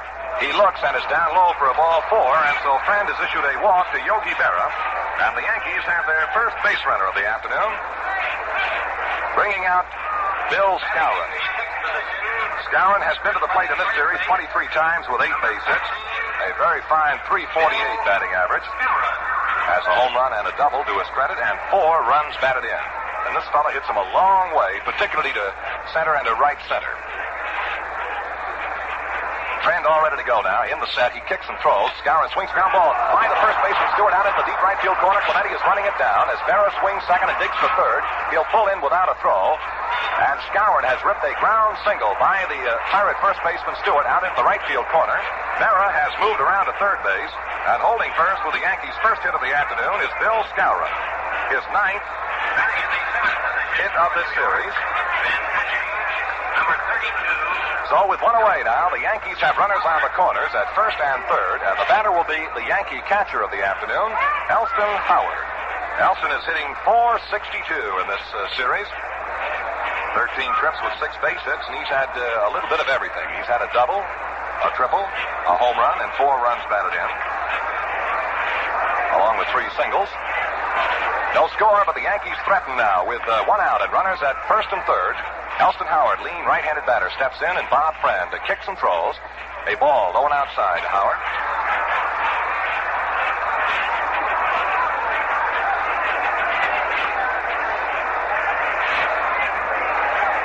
In the course course of the season, Bob Friend made 37 starts for the Pirates and completed 16 ball games. Now the 1-0 pitch coming to right-hand batting Howard. He swings and misses. His friend showed him that curveball again. 1 ball, 1 strike. Crosetti talking it up down the third base way for the Yankees, and Ralph Houk pacing nervously back and forth in the first base coaching box. 1 ball, 1 strike to Elston Howard. Berra at third. Skowron at first. 1 away. Now the 1-1 to Howard is a ball. He started to go and then held back on the swing. Took the pitch high. And the count is 2 balls, 1 strike. Jack Quinlan just points out Casey Stengel is right up there on the top step of the Yankee dugout down the third base way, eagle-eyeing every pitch. Now the 2-1 coming to Howard. It's strike 2 called as a quick pitch, probably a slider. Seemed to be moving away from the right-hand batting Howard. Caught the outside corner, 2 balls and 2 strikes.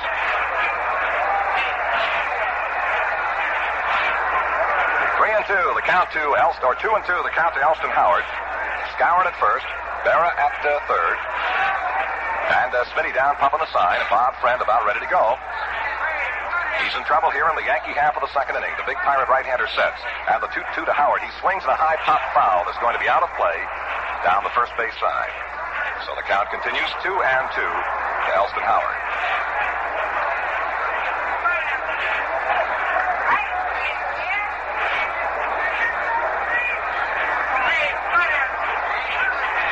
Mantle opened the inning attempting a bunt. Was thrown out by pitcher Bob Friend to walk to Yogi Berra, and then Skowron singled to right field, and Berra took third. The count now 2 and 2 to Elston Howard. And here's Friend all ready to go. He throws a pitch that's inside, and it's hit to Howard. He tried to fall away. The ball rolled all the way down the first base side, and here is Murtaugh coming out, and he may be protesting. The ball hit the bat, but Elston Howard shows John Stevens, plate umpire, the hand. And he has been hit on the throwing hand, on the right hand, which incidentally was injured, in the closing series of the year between the Yankees and the Senators. So Elston Howard has been hit by the pitch.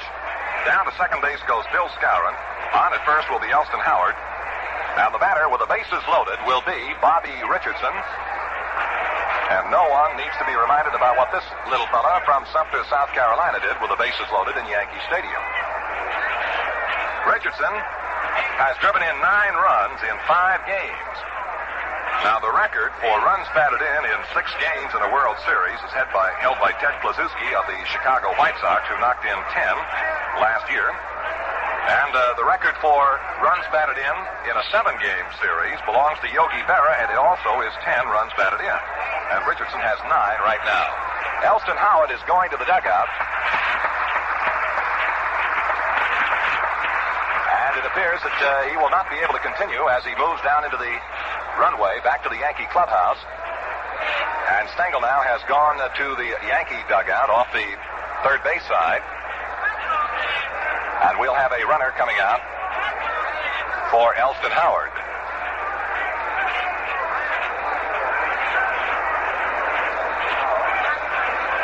Still waiting to see what it'll be. They have signed to the bullpen down there, and the umpire down on the left field foul line, Stan Landis, has given the sign to someone to come on in and run for Elston Howard.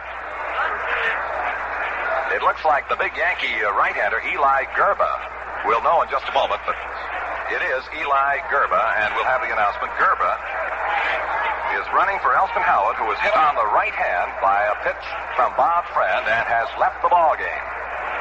And Gerba is on to run. The Yankees have loaded the bases with 1 out. In the top half of the second inning, no score. Pirates nothing, Yankees nothing, and Friend in trouble now. Richardson hitting .350 on the season, or on the series. And he hit .252 on the season. Last year was the only Yankee regular to hit 300. Steps in now, right-hand batting, right-hand pitching. Friend throws, swing and a miss. Strike 1. Bases loaded. Richardson the batter. John Blanchard is beginning to loosen up down in the Yankee bullpen and will probably come on in, take over the catching chores. And the 1-strike pitch coming to Richardson is low, and a fine save by the Pirate catcher, Hal Smith. Beauty, he blocked it and kept it from getting behind him. 1 ball and 1 strike now to Richardson.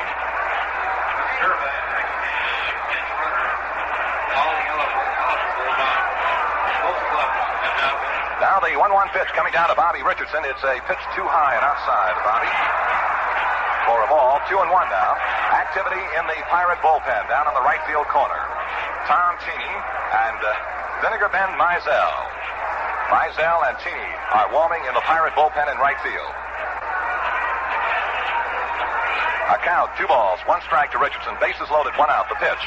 Swinging a fly ball, well hit into center field. Coming in is Verdon. Tagging up at third is Berra. Here's the catch by Verdon, and Berra starts to the plate and then decides to go right back to third base. No chance to come in. Richardson skied straight away to center fielder Verdon, who came in on the ball very slowly and then started to pick up momentum as he approached the ball, made the grab and rifled a perfect strike to the plate, and Berra came down the line maybe 10 or 15 feet and then decided, went right back to third base. So there are now 2 out. In the Yankee half of the second inning, the bases remain loaded, and the batter will be pitcher Whitey Ford.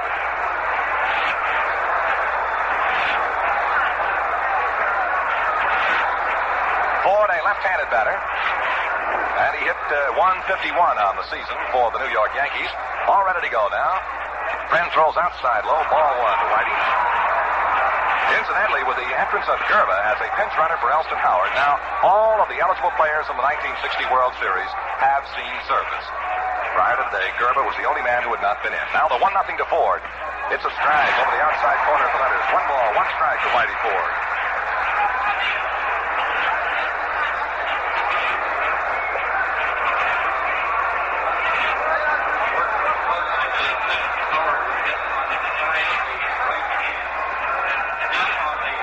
Pitch to the Whitey Ford is down low for a 2. Trying to pick up that announcement on the injury to Elston Howard. We'll give it to you in just a moment. We have been told that Elston Howard was hit on the side of the right hand. The count to Ford, 2 balls, 1 strike, and Friend into the move now delivers, swing and a foul ball out of play off the third base side. The count 2-2 now to the Yankee hurler.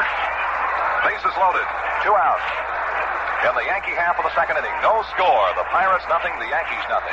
But the Yankees with a king-size spread going here in the top half of the second. Berra, the runner at third base, Skowron at second base, Gerba, the runner at first base. Friend into the move, the 2-2 to Ford. Ground ball knocked down by Ford on the third base side of the mound. He races over, picks up, throws to the plate. It is not in time, and Berra scores.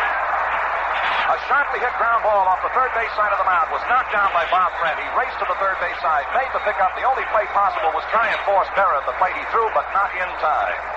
And so the run will score, and the Yankees lead 1-0. All runners move up.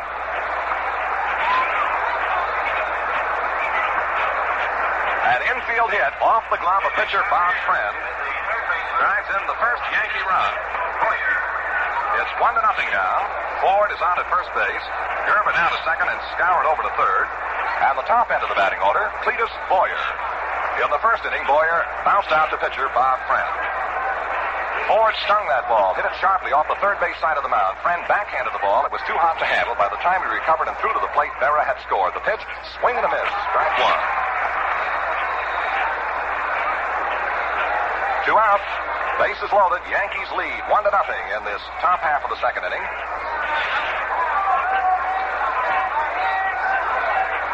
And the 1-strike pitch to Richardson. A swing and a miss for strike 2 to Cletus Boyer, excuse me.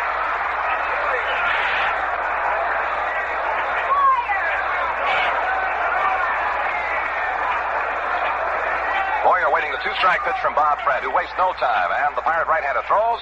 Struck him out. Swing and a miss, and Boyer goes down. So the Yankees in the second inning get 1 run. On 2 base hits, no Pirate errors, and 3 Yankees are left on. And the score at the end of an inning and a half, it's the New York Yankees 1, the Pittsburgh Pirates 0. Value and choice from GM. Take the great new Oldsmobile for $61. The action line in performance and design. Only Olds has new Hydromatic with Accelerator action and new high-performance Skyrocket engines. They're the rocket for every pocket in 61. See the full Oldsmobile action line at your quality Oldsmobile dealers. Stop in and see the new Oldsmobile today. We pause 30 seconds for station identification. Are you mixing with the best?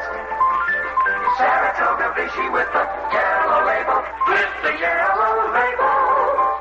There's more enjoyment in the game, more enjoyment in the glass when it's filled with refreshing Saratoga Vichy, the genuine Vichy with a yellow label. Always ask for it by name, Saratoga Vichy. Saratoga Vichy.